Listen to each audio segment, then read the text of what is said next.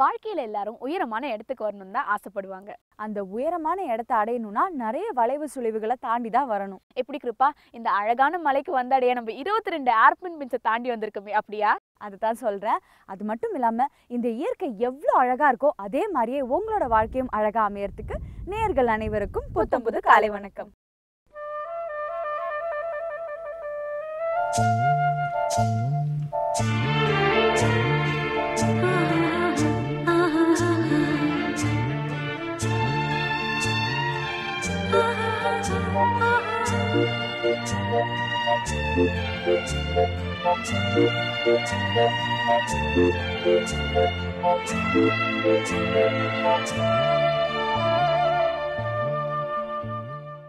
ஏண்டி, ராவு காலத்துல வெளியில போக கூடாதுங்கிற விஷயம் உனக்கு தெரியாதா? இல்ல கிருப்பா, எனக்கு தெரியாது. எங்க அம்மா தான் திடீர்னு சொன்னாங்க. சாரி சொன்னேன்ல. சரி, நீ நல்ல விஷயத்த கடைப்பிடிச்சிருக்கிறதுனால இந்த தடவை உன்னை மன்னிச்சு விடுறேன். இன்னைக்கு நல்ல நேரம், ராவு காலம், யமகண்டம்லாம் எப்ப போயிருக்குன்னு தெரிஞ்சுக்கிறதுக்காக சூரியோதயம்.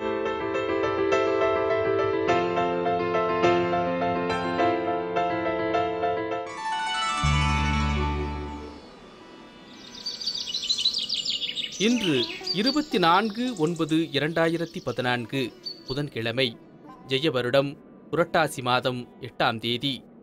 இன்று சூரியோதயம் 6:03 ராகு காலம் மதியம் 12 மணி முதல் 1:30 மணி வரை, யமகண்டம் காலை 7:30 மணி முதல் 9 மணி வரை, குளிகன் 10:30 மணி முதல் 12 மணி வரை, பகல் 12:20 வரை அமாவாசை, பிறகு பிரதமை திதி, உத்திரம் நட்சத்திரம்.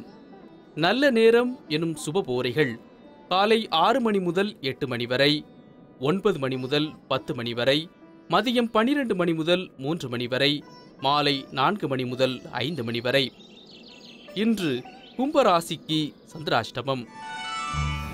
கீர்த்தி, நேற்று என் ஃப்ரெண்டு வீட்டுக்கு போயிருந்தேன்னா வாசல்ல அழகா ஒரு பாட்டில் நிறைய தண்ணி ஊற்றி அழகா பூவெல்லாம் அடுக்கி வச்சிருந்தாங்க, தெரியுமா? நான் கூட இந்த விஷயத்த நிறைய இடத்துல நோட் பண்ணியிருக்கேன். சரி, நோட் பண்ண ஓகே. என்னைக்காவது அந்த பூவை எடுக்க ட்ரை பண்ணிருக்கியா? இல்லை, என்ன இதுவரைக்கும் எடுத்ததில்ல. ஆனா நேத்து நான் அந்த காரியத்தை பண்ணேன். அதுக்கப்புறம் தான் ஆரம்பிச்சுச்சே வேணேன். ஏண்டி, பூவை தானே எடுத்த? அவங்க வீட்டுல இருக்க தங்கத்தியா தூக்கிட்டு வந்த? நீ வேற. நான் அதை பண்ணதுனால உள்ளேருந்து என் ஃப்ரெண்டோட பாட்டி கட்டை எடுத்துட்டு நடிக்க வந்துட்டாங்க. ஏண்டி, அப்படி என்ன தப்பு பண்ண? அது இல்லப்பா, இது மகாலட்சுமியை வரவேற்கிறதுக்காக வச்ச பூவாம். இதை நான் எடுத்துட்டேங்கிறதுக்காக ஒரு பெரிய சீனே கிரியேட் பண்ணிட்டாங்க. இல்லடி, பெரியவங்க சொல்லியிருக்காங்கன்னா கண்டிப்பா அதுல ஏதாவது ஒரு அர்த்தம் இருக்கும். அது மாதிரி நிறைய அர்த்தங்களை நம்ம இப்ப தெரிஞ்சுக்கலாமா? இது அர்த்தமுள்ள ஆன்மீகம்.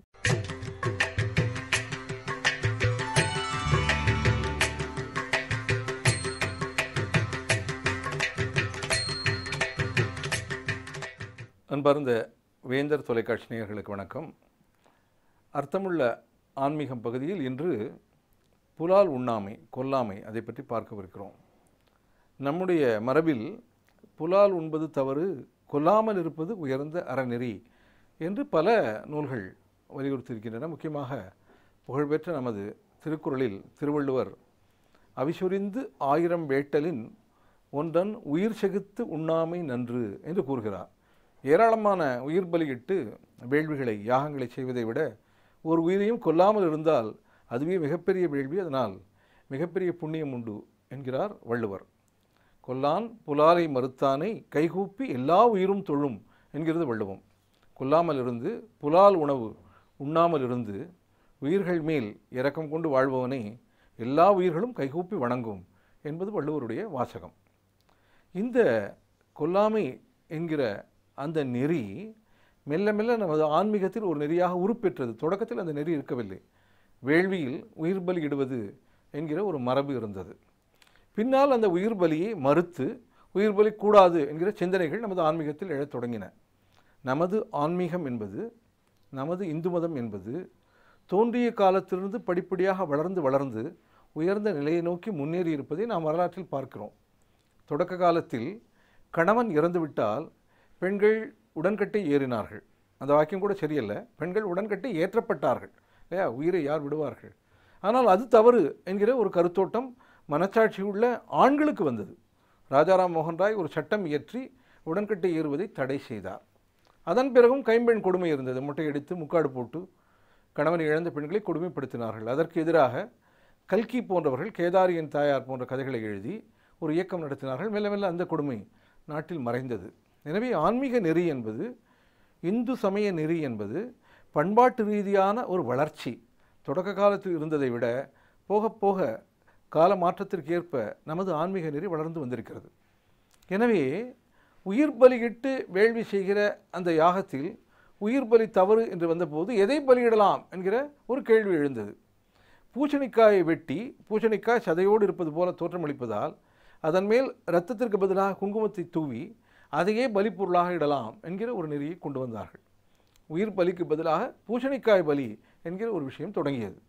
அமாவாசை என்று நம்முடைய தெருக்களில், நகரங்களில் பார்க்கிறோம். பூசணிக்காய் உடைத்து தெருக்களில் போட்டு விடுகிறார்கள். அதனால் ஒரு சிக்கலும் வருகிறது. இருசக்கர வாகனங்கள் அதில் வழுக்கி சென்று விபத்துக்கள் நிகழ்கின்றன என்பதையும் பத்திரிகைகளில் அவ்வப்போது பார்க்கிறோம். நமது குடியரசுத் தலைவர், முன்னாள் குடியரசுத் தலைவர் அப்துல் கலாம் அவர்களிடம் இது பற்றி ஒரு சிக்கலான கேள்வியை வைத்தார் ஒருவர். அவர், இப்படி பூசணிக்காய் பலியிடுகிறேன் என்று சொல்லி குங்குமத்தை எல்லாம் பூசி பலியிட்டு தெருக்களில் போடுவது என்பது ஒரு மூடநம்பிக்கை இல்லையா என்கிற மாதிரி அவரை கேட்டார். அதற்கு அப்துல் கலாம் அவர்கள் முதிர்ந்த பக்குவத்தோடு மிக அருமையான ஒரு விளக்கத்தை சொன்னார். அது நம்பிக்கை. நம்பிக்கையில் மூட நம்பிக்கை என்றெல்லாம் கிடையாது. அது ஒரு வகையான நம்பிக்கை. இப்படிப்பட்ட நம்பிக்கை இந்து மதத்தில் மட்டுமில்லை, எல்லா மதங்களிலும் இருக்கிறது. அந்த நம்பிக்கையை கேள்வி கேட்பதோ குறை சொல்வதோ தவறு. ஆனால் சிக்கல் வருகிறது என்றால் அந்த சிக்கலை எப்படி தீர்ப்பது என்று பார்க்க வேண்டும். உயிர் பலிக்கு பதிலாக பூசணிக்காயை பலியிடுவது என்கிற மரபு மிக நல்ல மரபு.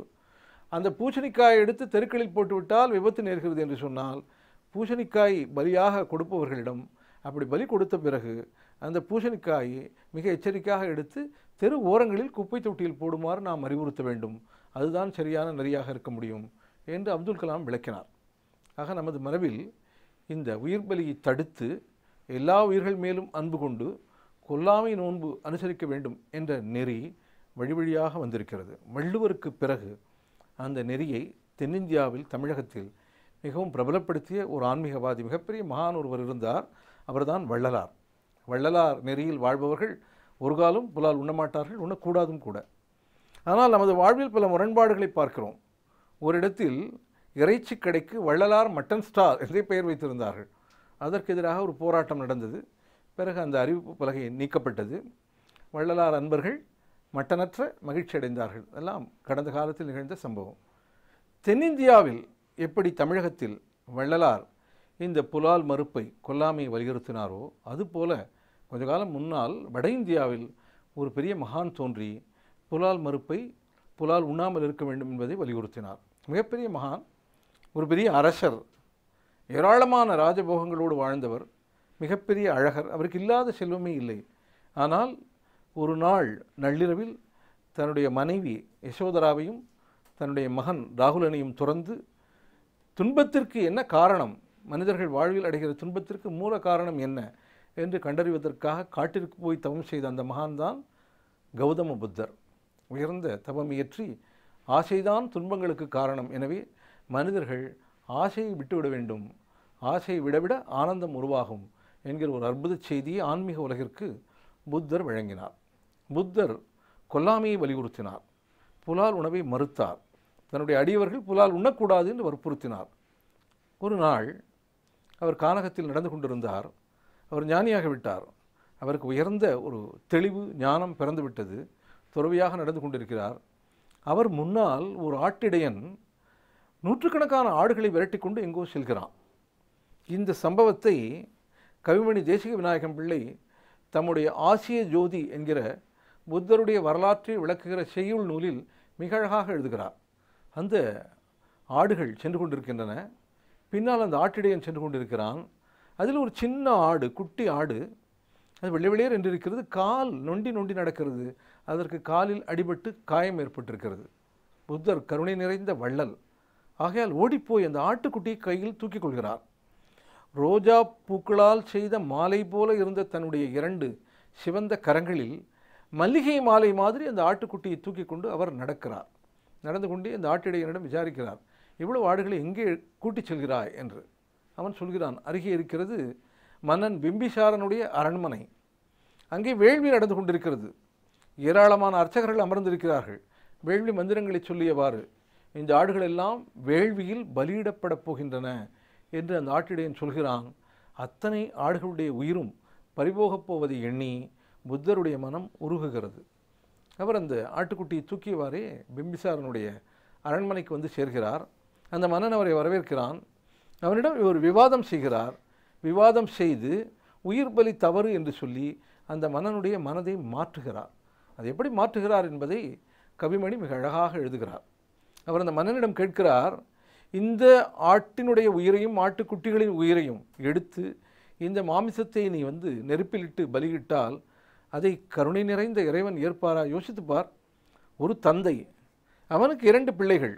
ஒரு பிள்ளை வாயுள்ள பிள்ளை, இன்னொரு பிள்ளை வாயில்லாத பிள்ளை. வாயுள்ள பிள்ளை தான் நாம், வாயில்லாத பிள்ளை தான் இந்த ஆடு. வாயுள்ள பிள்ளை வாயில்லாத பிள்ளையை அறுத்து கடவுளுக்கு படையலிட்டால் தந்தையான கடவுள் அதை ஏற்பானா என்று அவர் விவாதம் செய்கிறார். அதை கவிமணி அழகாக எழுதுகிறார். ஆட்டின் கழுத்தை அறுத்து பொசுக்கி நீர் ஆக்கிய யாகத்து அவி உணவை ஈட்டும் கருணை இறையவர் கைகளில் ஏந்தி புசிப்பரோ கூறுமையா மைந்தருள் ஊமை மகனை ஒரு மகன் வாளால் அறிந்து கரிசமைத்தால் தந்தையும் உண்டு கழிப்பதுண்டோ, இதை சற்று நீர் யோசித்து பாருமையா என்று அந்த புத்தர் விவாதம் செய்கிற பொழுது பிம்பிசாரனின் மனம் மாறுகிறது. அவன் அந்த யாகத்தை நிறுத்துவதோடு அவனுடைய நாட்டில் இருந்த யாரும் அது மாதிரி வேள்வியில் உயிர் பலியிடக்கூடாது என்று சட்டமும் ஏற்றுகிறான் என்கிறது வட இந்தியாவில் வாழ்ந்த அந்த புத்த பெருமானுடைய வரலாறு. எனவே கொல்லாமை இருக்க வேண்டும், புலால் மறுப்பு இருக்க வேண்டும், உயிர்களை கொன்று உணவு உண்பது என்பது தவறு. சைவ உணவையே உண்ணுகிற யானையும் வலிமையோடு தான் இருக்கிறது. ஆகையால் சைவ உணவே ஆன்மீகவாதிகளின் உணவாக இருக்க வேண்டும் என்கிற கருத்தை தென்னிந்திய வட இந்திய மகான்கள் தெரிவித்திருக்கிறார்கள் என்ற சிந்தனையோடு இன்றைய அர்த்தமுள்ள ஆன்மீகத்தை பார்த்தோம். அடுத்து ஒரு சிந்தனையோடு மீண்டும் சந்திப்போம். வணக்கம். ஹலோ, நான் ஷூட்டில் இருக்கேன், அப்புறமா கால் பண்ணவா? ஓகே, பாய். மேடம், நீங்க உங்க பாட்டி போனை மாத்தி கொண்டு வந்துட்டீங்க போல இருக்கு. ஏன், அதெல்லாம் ஒன்றும் இல்லையே. இல்லம்மா, உன்னமா ட்ரெண்டி கேர்ள்ஸ்னா ரொம்ப ட்ரெண்டியான ரிங்டோன் தானே வைக்கணும். நீங்க சாமி பாட்டுலாம் வச்சிருக்கீங்க, பக்தி பழமாவே மாறிட்டீங்க போல இருக்கு. அப்படின்லாம் ஒன்றும் இல்லை கீர்த்தி. சொல்ல இன்னைக்கு இதை பார்க்குறப்பலாம் எனக்கு வந்து ரொம்ப பக்திமயமாக இருக்குது. சரி, நல்லா தானே இருக்குது இந்த பாட்டு அப்படின்னு வச்சேன். இதில் என்ன தப்பு இருக்குது? ஓகே, இவ பக்தி மயமானா மட்டும் போதாது, நீங்களும் சொல்ல இன்னைக்கு தயா பாருங்க. அப்பதான் கடவுளை பத்தின நிறைய விஷயம் நீங்களும் தெரிஞ்சுக்க முடியும். இது சொல்ல இன்னைக்கு தயா.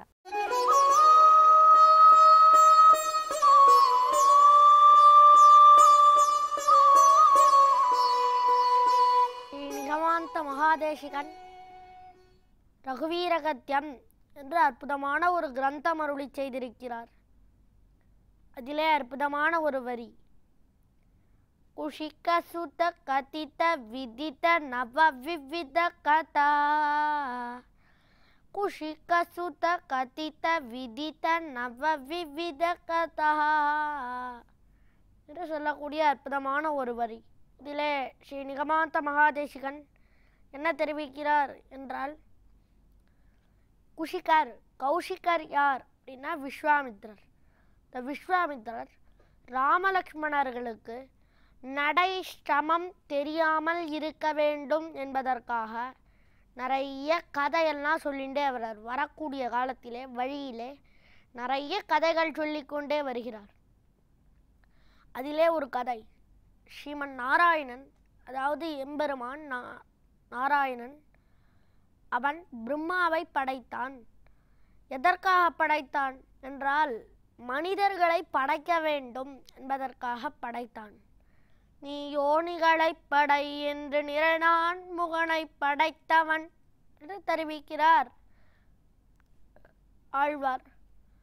எம்பெருமான் யோனிகளை எல்லாம் படைக்க வேண்டும், நம்மை எல்லாம் படைக்க வேண்டும் என்பதற்காக பிரம்மாவை படைத்தான். பிரம்மாவால் எல்லாரையும் படைக்க முடியவில்லை என்பதற்காக தனக்கு பதிலாக சில பேரை வைத்து கொண்டான். எதற்காக? அவர்களும் படைக்கலாம் என்பதற்காக மனசினாலே சில பேரை சிருஷ்டித்தான். அவர்களிலே ஒருத்தன் குஷன் என்று பெயர். அந்த குஷனுக்கு 4 பிள்ளைகள் பிறந்தார்கள். குஷாம்பன், குஷனாபன், அசூர்த்தரஜஸ், வசு என்று சொல்லக்கூடிய 4 பிள்ளைகள். இந்த 4 பிள்ளைகளில் 2வது பிள்ளை குஷனாபன். அவன் பெரிய ராஜ்யத்தை ஆண்டு வந்தான். அவனுக்கு 100 பெண்கள் பிறந்தார்கள். அவன் ஒரு கந்தர்வ பெண்ணை கல்யாணம் செய்து கொண்டான். அவர்களுக்கு 100 பெண்கள் பிறந்தார்கள். அவ 2 பேருக்கும், குஷனாபனுக்கும் இந்த கந்தர்வ பெண்ணுக்கும் 100 பெண்கள் பிறந்தார்கள். அந்த 100 பெண்களும் வளர்ந்து வந்தார்கள். அப்பொழுது வயசு வந்தது, கல்யாணமாக வேண்டிய வயசு. அந்த வயசிலே நல்லா அலங்காரம்லாம் பண்ணிண்டா. பெண்கள்னாலே அலங்காரம் பண்ணிக்கிறதுக்கு ஒரு ஆசை இருக்கும். அதை போல் வயசு வேற, அதனால் நல்லா அலங்காரம் பண்ணிண்டா. புது ஆடை, நிறைய ஆபரணங்கள் எல்லாம் போட்டுண்டு விளையாடக்கூடிய இடம். அவர்களுக்குன்னு ஒரு பெரிய தோட்டம் இருந்தது, அவர்களுக்கு சொந்தமான தோட்டம். அந்த தோட்டத்திலே பெரிய மரங்கள், பெரிய உசரமான மரம், அதற்கு மேலே செடிகள், கொடிகள் போன்றவைகளெல்லாம் நிறைய இருந்தது, புல்வெளிகள். அதிலே நன்றாக விளையாடி கொண்டிருந்தார்கள் இந்த 100 பெண்களும். விளையாடி கொண்டிருக்கக்கூடிய காலத்திலே எல்லாவிடத்திலேயும் சஞ்சரிக்கக்கூடிய வாயு பகவான் இவர்களை பார்த்தவுடனே அவனுக்கு ஆசை ஏற்பட்டது. இந்த பெண்கள் ரொம்ப அழகா இருக்காளே, இவளை நாம் கல்யாணம் செய்து கொள்ள வேண்டும் என்று நினைத்தான் வாயு பகவான். நினைத்தபடியினாலே அவனுடைய வடிவை எடுத்து கொண்டான். உண்மையான வடிவு, நம்மை போலே சரீரத்தை எடுத்துக்கொண்டு அவர்கள் முன்னாடி வந்து நின்றான். என்று பெண்கள், என்னை நீங்கள் கல்யாணம் செய்து கொள்வீர்களாக, நீங்கள் என் கூட வாருங்கள் என்று அழைத்தான் வாயு பகவான். உடனே அந்த பெண்கள் சொன்னார்கள், இது தவறில்லையா வாயு பகவானே, நீ ரொம்ப பெரியவர், இந்த உலகத்திற்கு எல்லா விடத்திலேயும் வாயு சஞ்சரிக்கும்படியாக செய்யக்கூடியவர். அப்படிப்பட்ட நீர் போய் இப்படி செய்யலாமா? நீர் இப்படி செய்வது தவறு இல்லையா? காமத்தினாலே இப்படி செய்யலாமா? அப்படியே ஒருவேளை ஆசையா இருந்தாலும் கூட எங்களுடைய தகப்பனாரிடத்திலே போய் கேட்டிருக்க வேண்டாமா? தகப்பனாரிடத்திலே போய் கேட்டிருந்தால் அவர் கொடுத்திருப்பர். நேராக இதற்கு எங்களிடத்திலே வந்து கேட்கிறீர். ஒரு காலத்திலேயும் எங்களுடைய தகப்பனார் தாயார் சம்பந்தமில்லாமல், அவர்கள் அனுமதி கொடுக்காமல் நாங்கள் ஒரு காலத்திலேயும் யாரையும் கல்யாணம் செய்து கொள்ள மாட்டோம், இது உறுதி என்று உறுதியாக சொன்னார்கள் அந்த 100 பெண்களும். அவர்கள் உறுதியாக சொன்னவுடனே வாயு பகவான் பார்த்தார், நீங்கள் ஒரு நல்ல வாய்ப்பை இழந்து விட்டீர்கள். என்னை கல்யாணம் செய்து கொண்டு நான் எவ்வளவு சக்தி படைத்தவன், இந்த உலகத்திலேயே சஞ்சரிக்கக்கூடியவன், உங்களை தேவலோகத்திலே கொண்டு போய் வைத்திருப்பேன். நீங்கள் தேவலோகத்திலே இருக்கக்கூடிய அத்தனை சுகங்களையும் அனுபவித்திருக்கலாம். அந்த வாய்ப்பை நீங்கள் இழந்து விட்டீர்கள். இழந்தபடியினாலே உங்களுடைய உடம்பிலே புகுந்து என்னுடைய பேச்சை கேட்காதபடியினாலே நான் உங்களுடைய உடம்புக்குள்ளே புகுந்து வக்கரங்களை ஏற்படுத்துகிறேன். ஒவ்வொரு இடத்திலேயும் ஒவ்வொரு கை கால் முதலிய அவயவங்களிலே வக்கரத்தை ஏற்படுத்துகிறேன் என்று சொன்னான் வாயு பகவான். சொன்னபடியே அவர்களுடைய உடம்புக்குள்ளே புகுந்து முதுகிலே கூன் விழும்படியாகவும் உடம்பிலே சில அவயவங்களிலே வக்ரம் ஏற்படும்படியாகவும் செய்துவிட்டு போய்விட்டான் வாயு பகவான். உடனே அத்தனை பேரும் கதறி அழுதார்கள். அழுது கொண்டே அரண்மனைக்குள்ளே புகுந்தார்கள். அப்பொழுது குஷனாபன் திடுக்கிட்டு போனான். தலையிலே இடி உழுந்தா போலே ஆனது குஷனாபனுக்கு. நம்ம பெண்களா இவர்கள்? இதோ விளையாட போனார்கள், திரும்பி வரக்கூடிய காலத்திலே கூனிகளாக வரார்களே என்று பார்த்தான். ராமாவதாரத்திலே ஒரு கூனி, ஆனால் இங்கே 100 கூனிகள். பார்த்தான், என்ன ஆயிற்று என்று வந்து கேட்டான் குஷனாபன். நடந்ததையெல்லாம் சொன்னார்கள் அந்த பெண்கள். சொன்ன உடனே அபார கோபம் ஏற்பட்டது குஷனாபனுக்கு.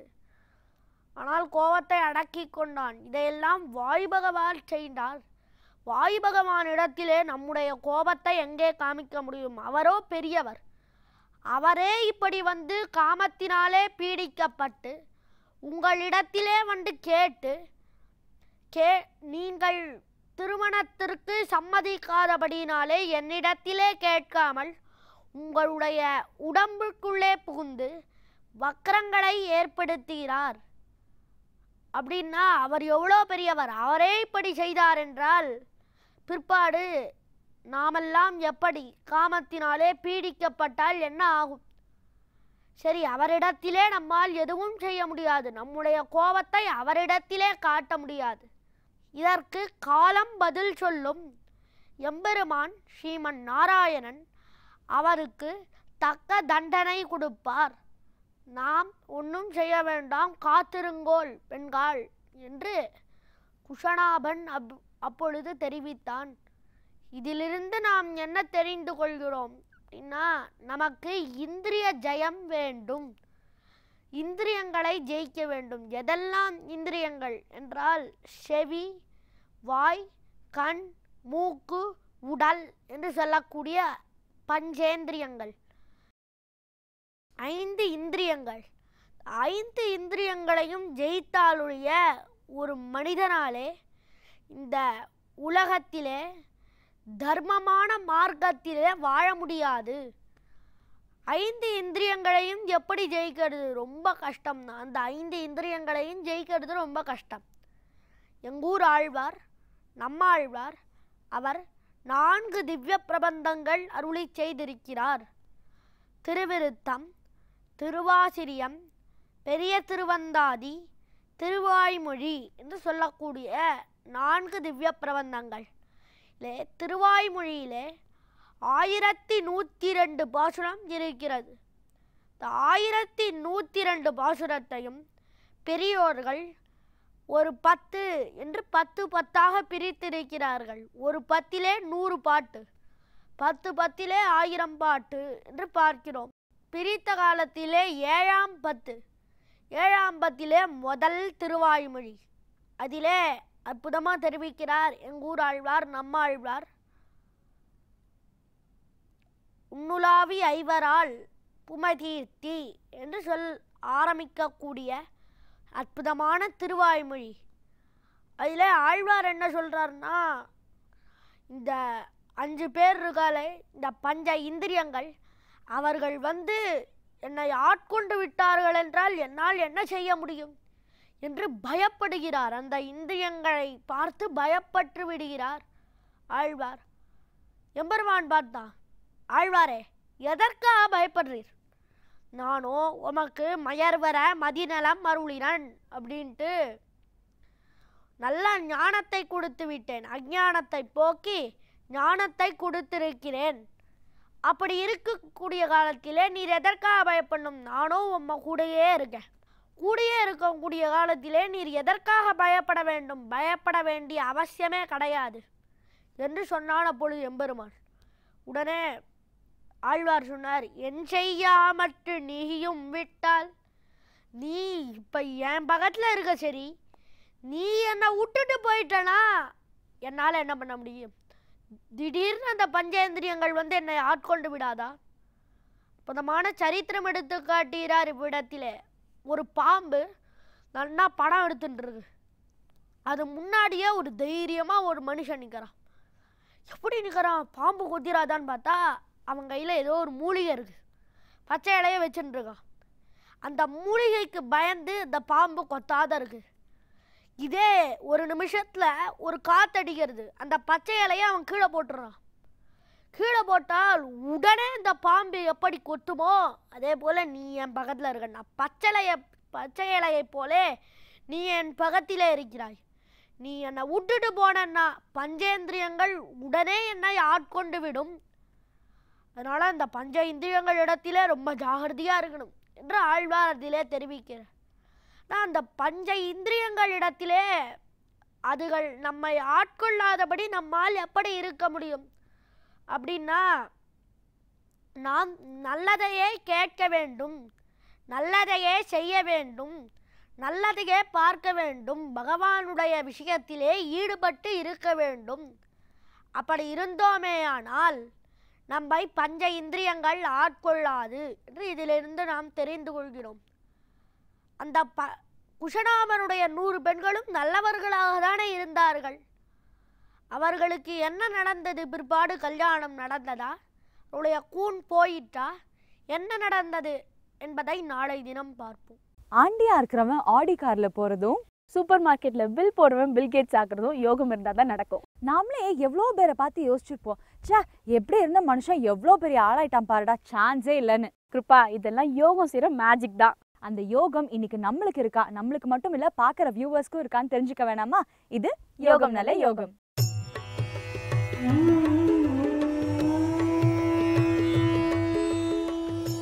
வேந்தர் டிவி நேயர்கள் அனைவருக்கும் இனிய காலை வணக்கம். யோகம் நல்ல யோகம் நிகழ்ச்சி மூலியமாக ஒவ்வொரு நாளும் மேஷம் முதல் மீனம் வரை உள்ள ராசி நேயர்களுடைய பலன்களை பார்த்து கொண்டு வருகின்றோம். இன்று 24/9/2014 ஆண்டு புரட்டாசி 8ஆம் நாள் புதன்கிழமை. ஒவ்வொரு ராசிக்குண்டான பலன்களை பார்ப்போமாக. முதலாவதாக நாம் பார்க்கக்கூடிய ராசி மேஷராசி. மேஷராசிக்கு இன்று உங்களுடைய முயற்சிகள் திருவினையாக்கக்கூடிய நாள். எனவே சுறுசுறுப்பாக இன்றைய பொழுதை ஆரம்பிப்பது, நீங்கள் நீண்ட நாளாக எதிர்நோக்கியிருந்த நல்ல செய்தி கிடைக்கிறதுக்கு உண்டான சாத்தியக்கூறுகள் காணப்படும். அது உத்தியோகமாக இருக்கட்டும், படிப்பாக இருக்கட்டும், மற்ற தொழிலாக இருக்கட்டும், எந்த விஷயத்தில் இருந்தாலும் மேஷராசிக்கு மிக உன்னதமான நாளாக இன்றைய நாள் காட்சி அளிக்கிறது. வீணாக மனசஞ்சலம் வைத்துக்கொண்டு நல்ல விஷயத்தில் நல்ல நாளை பொழுதுபோக்கக்கூடிய விஷயமாக டிவி பார்த்து கொண்டு இருப்பதோ கம்ப்யூட்டர் பார்த்து கொண்டு இருப்பதோ என்று இருந்து கொண்டு கேளிக்கை போன்ற விஷயத்திற்கு முக்கியத்துவம் கொடுக்காமல் ஆக்கப்பூர்வமான பலன்கள், ஆக்கப்பூர்வமான பணிகளுக்கு முயற்சி செய்யுங்கள், வெற்றி ஏற்படும். நீண்ட நாட்களாக யாரையும் சந்திக்க வேண்டும் என்று நினைத்து இருந்தீர்கள் என்றால் அந்த சந்திப்பதன் மூலியமாக ஆதாயம் கிடைப்பதற்குண்டான சாத்தியக்கூறுகள் கணிந்து வரக்கூடிய நாள் தான் இன்றைய நாள். எனவே மேஷராசிக்காரர்களை இளையவராக இருந்தால் பெற்றோர்கள் இன்றைக்கு அவர்களை அவர்களுடைய உத்வேகமான பணிக்கு நீங்களாக முன்னுரிமை கொடுத்து செல்லுமாறு கூறுவது உத்தமமான பலனை ஏற்படுத்தி தரும். அடுத்ததாக நாம் பார்க்கக்கூடிய ராசிக்காரர்கள் ரிஷபராசிக்காரர்கள். ரிஷபராசிக்காரர்களுக்கு குடும்பத்தில் உள்ள பெற்றோர் பெரியோர் உடல்நிலைக்கு அதிக முக்கியத்துவம் கொடுப்பது என்று முக்கியம். பெற்றோருடன் சிறிய வாக்குவாதங்கள் கூட அறவே தவிர்த்து கொள்வது மிக முக்கியமான அமைப்பாக காணப்படுகிறது. ரிஷபராசியை சார்ந்தவர்களுடைய குழந்தைகளுக்கும் உங்களுக்கும், அதாவது குழந்தைகளுக்கும் இந்த ராசிக்காரர்களுக்கும் தேவையில்லாத மனக்கசப்பு சங்கடங்கள் ஏற்படக்கூடிய நாளாக இன்று காணப்படுகிறதுனால் வீண் வாக்குவாதத்தை குழந்தைகளிடம் வைத்துக்கொள்ளாமல் இருப்பது இந்த ராசியை சார்ந்த பெரியவர்களுக்கு மிக நல்ல பலனை ஏற்படுத்தி தரும். அதே சமயம் ரிஷபராசிக்காரர்களுக்கு வெளிவட்டாரமான தொழில் அமைப்பெல்லாம் சீரும் சிறப்புமாக காணப்பட்டாலும் குடும்ப விஷயத்தில் மட்டும் தேவையில்லாத உங்களுடைய மன கஷ்டம் என்பதோடு உங்களுடைய சஞ்சலமே அவர்கள் மீது ஏதேனும் ஒரு குறை சொல்லி அந்த குறை பெரிதாக்கி அவர்கள் அதற்கு மல்லுக்கு கட்டி தேவையில்லாமல் நல்ல நாளை கெடுத்துக்கொண்டு வீணாக வாக்குவாதத்தை மட்டும் தவிர்த்து கொள்வது ரிஷபராசிக்கு நல்ல உன்னதமான பலனை வெளிவட்டாரத்திலும் தொழில் அமைப்பிலும் உத்தியோக அமைப்பிலும் ஏற்படுத்தி தருவதற்குண்டான சாத்தியக்கூறுகள் ஏற்படுகின்றது. அடுத்ததாக நாம் பார்க்கக்கூடிய ராசிக்காரர்கள் மிதுன ராசிக்காரர்கள். மிதுன ராசிக்காரர்களுக்கு சிறிது இன்று கவனமாக இருக்க வேண்டும். எனவே ராசிநாதனுடைய சஞ்சாரங்கள் சிறிது கவனமாக இருப்பது, வண்டி வாகனத்தில் மிக கவனமாக இருப்பது, தாய் வழி உறவுகளுக்கும் உங்களுக்கும் சிறிய வாக்குவாதங்கள் கூட பெரிய அளவு மன கஷ்டத்தையும் சங்கடத்தையும் ஏற்பட்டுவிடும் என்பதை கவனத்தில் கொள்ளுங்கள். சர்க்கரை நோயாளர்கள், இந்த இரத்த கொதிப்பு உள்ளவர்கள் எல்லாம் ஒரு முறை பரிசோதனை செய்து கொள்வது இன்று மிக மிக நன்மையாக ஏற்பட்டுவிடும். வாய் கட்டுப்பாடு, உணவு கட்டுப்பாடு என்பதெல்லாம் மிக முக்கியம் என்பதை நினைவில் வைத்துக் கொள்ளுங்கள். மிதுன ராசிக்காரர்களுக்கு மற்ற அனைத்து விஷயங்கள் ஏற்றங்கள் எல்லாம் காணப்பட்டாலும் தோள்களில் நிறமாற்றம் என்ற நோய் அமைப்பில் பாதிப்புகள் காணப்பட்டால் மிக மிக கவனமாக இருப்பது மிதுன ராசிக்காரர்களுக்கு இன்றைய நாளில் மிக முக்கியம் என்பதை நினைவில் வைத்துக் கொள்ளுங்கள். அதே சமயம் உத்தியோகத்தில் மேன்மை அடைவது, தொழிலில் மேன்மை அடைவது, கொடுக்கல் வாங்கலில் காணப்பட்ட இந்த பிரச்சனைகள் பரிபூர்ண நிவர்த்தி ஏற்படுவதெல்லாம் அனுகூலத்தை ஏற்படுத்தி தரக்கூடிய நாளாக இன்று மிதுன ராசிக்காரர்களுக்கு காணப்படுகிறது. அடுத்ததாக நாம் பார்க்கக்கூடிய ராசிக்காரர்கள் கடக ராசிக்காரர்கள். இந்த கடக ராசிக்காரர்களுக்கு இன்றைய நாள் பார்த்தீர்கள் என்றால் இனம் புரியாத ஒரு சந்தோஷ அமைப்பு ஏற்படும். ஒரு உத்தியோகத்தில் நீங்கள் எப்பவுமே ஒரு சலிப்புத்தன்மையுடன் இருப்பீர்கள். அந்த சலிப்புத்தன்மை மாறி சந்தோஷமாக எல்லோரும் பாராட்டப்பக வகையில் உங்களோட உழைப்புக்கு மரியாதை கூடும். பெரிய அளவு உழைப்பாளியான நீங்கள் நாளுக்காக இன்றைய நாள் ஒரு நாளும் நம் நாட்டில் நம்ம உலகத்தில் தோன்றக்கூடிய ஒரு பொது விஷயங்களுக்கு உங்களோட மன லயிக்க வேண்டும். அதில் அப்டேட் செய்து கொள்ள வேண்டும். அதாவது எக்ஸ்ட்ரா குலர் ஆக்டிவிட்டீஸ் என்று சொல்வதை போல் உலக விஷயங்கள் என்னதான் நடக்கிறது, இந்த உலகத்தை சுற்றி நம்மளை சுற்றி நடக்கிற விஷயங்களில் அதிக அக்கறை கொள்வதில் கவனம் கொள்ள மாட்டீர்கள். அந்த கவனத்தை சிறிது நீங்கள் பார்த்து கொண்டீர்கள் என்றால் பல விதத்தில் உங்களுக்கு அனுகூலமும் சந்தோஷமைப்பும் ஏற்படுத்தி தரும். எனவே அதில் மட்டும் சஞ்சலம் இல்லாமல் இருப்பது மிக மிக முக்கியம் என்பதை நினைவில் வைத்துக் கொள்ளுங்கள். அடுத்ததாக நாம் பார்க்கக்கூடிய ராசிக்காரர்கள் சிம்ம ராசிக்காரர்கள். சிம்ம ராசிக்காரர்களுக்கு உங்கள் வார்த்தைக்கு இன்றைக்கு மதிப்பு மரியாதையும் கூடுவதனால் உங்களை சுற்றியுள்ளவர்களுக்கு அதற்கு பெரிய அளவு மதிப்பு மரியாதையும் கொடுப்பார்கள். மேலும் திடீரென்று உங்களோட முயற்சிகள் பலரால் பாராட்டப்படுவது உங்களுக்கு சந்தோஷமான அமைப்பை ஏற்படுத்தி தரும். லாபத்தின் அளவு அதிகரித்து உள்ளதனால் பணவரவு திடீரென்று உங்களுக்கு தங்கு தடை இல்லாமல் ஏற்படுவதற்குண்டான நல்ல நாளாக இன்று காணப்படுகிறது. மேலும் குடும்பத்தார் நீண்ட நாட்களாக கேட்டுக்கொண்டிருந்த கோரிக்கையை இன்று திடீரென்று நிறைவேற்றுவீர்கள். அதனால் உங்களை சார்ந்த குடும்பத்தினர் மிக சந்தோஷப்படுவார்கள். சிலருக்கு கழுத்து பகுதியில் ஏதேனும் சுளுக்கு போன்ற விஷயங்கள் மட்டும் மன சஞ்சலத்தையும் மன சங்கடத்தையும் ஏற்படுத்தலாம். உடற்பயிற்சி மிக முக்கியம். ஒரு கழித்து படுப்பது போன்ற விஷயங்கள் எல்லாம் தவிர்த்து கொள்வது நன்மை ஏற்படுத்தி தரும். சிம்மராசிக்காரர்கள் ஒரு விஷயத்தில் மிக மிக கவனமாக இருக்க வேண்டும். உங்களுடைய ஒரு நல்ல விஷயம் இன்று உங்களையும் உங்கள் குடும்பத்தாரையும் மிக பெரிய அளவுக்கு சந்தோஷத்தையும் அனுகூலத்தையும் ஏற்படுத்தி தரும். அந்த நல்ல விஷயத்தை உடனடியாக செய்து முடிப்பது உங்களுடைய உத்தமமான பலனை ஏற்படுத்தி தரும்.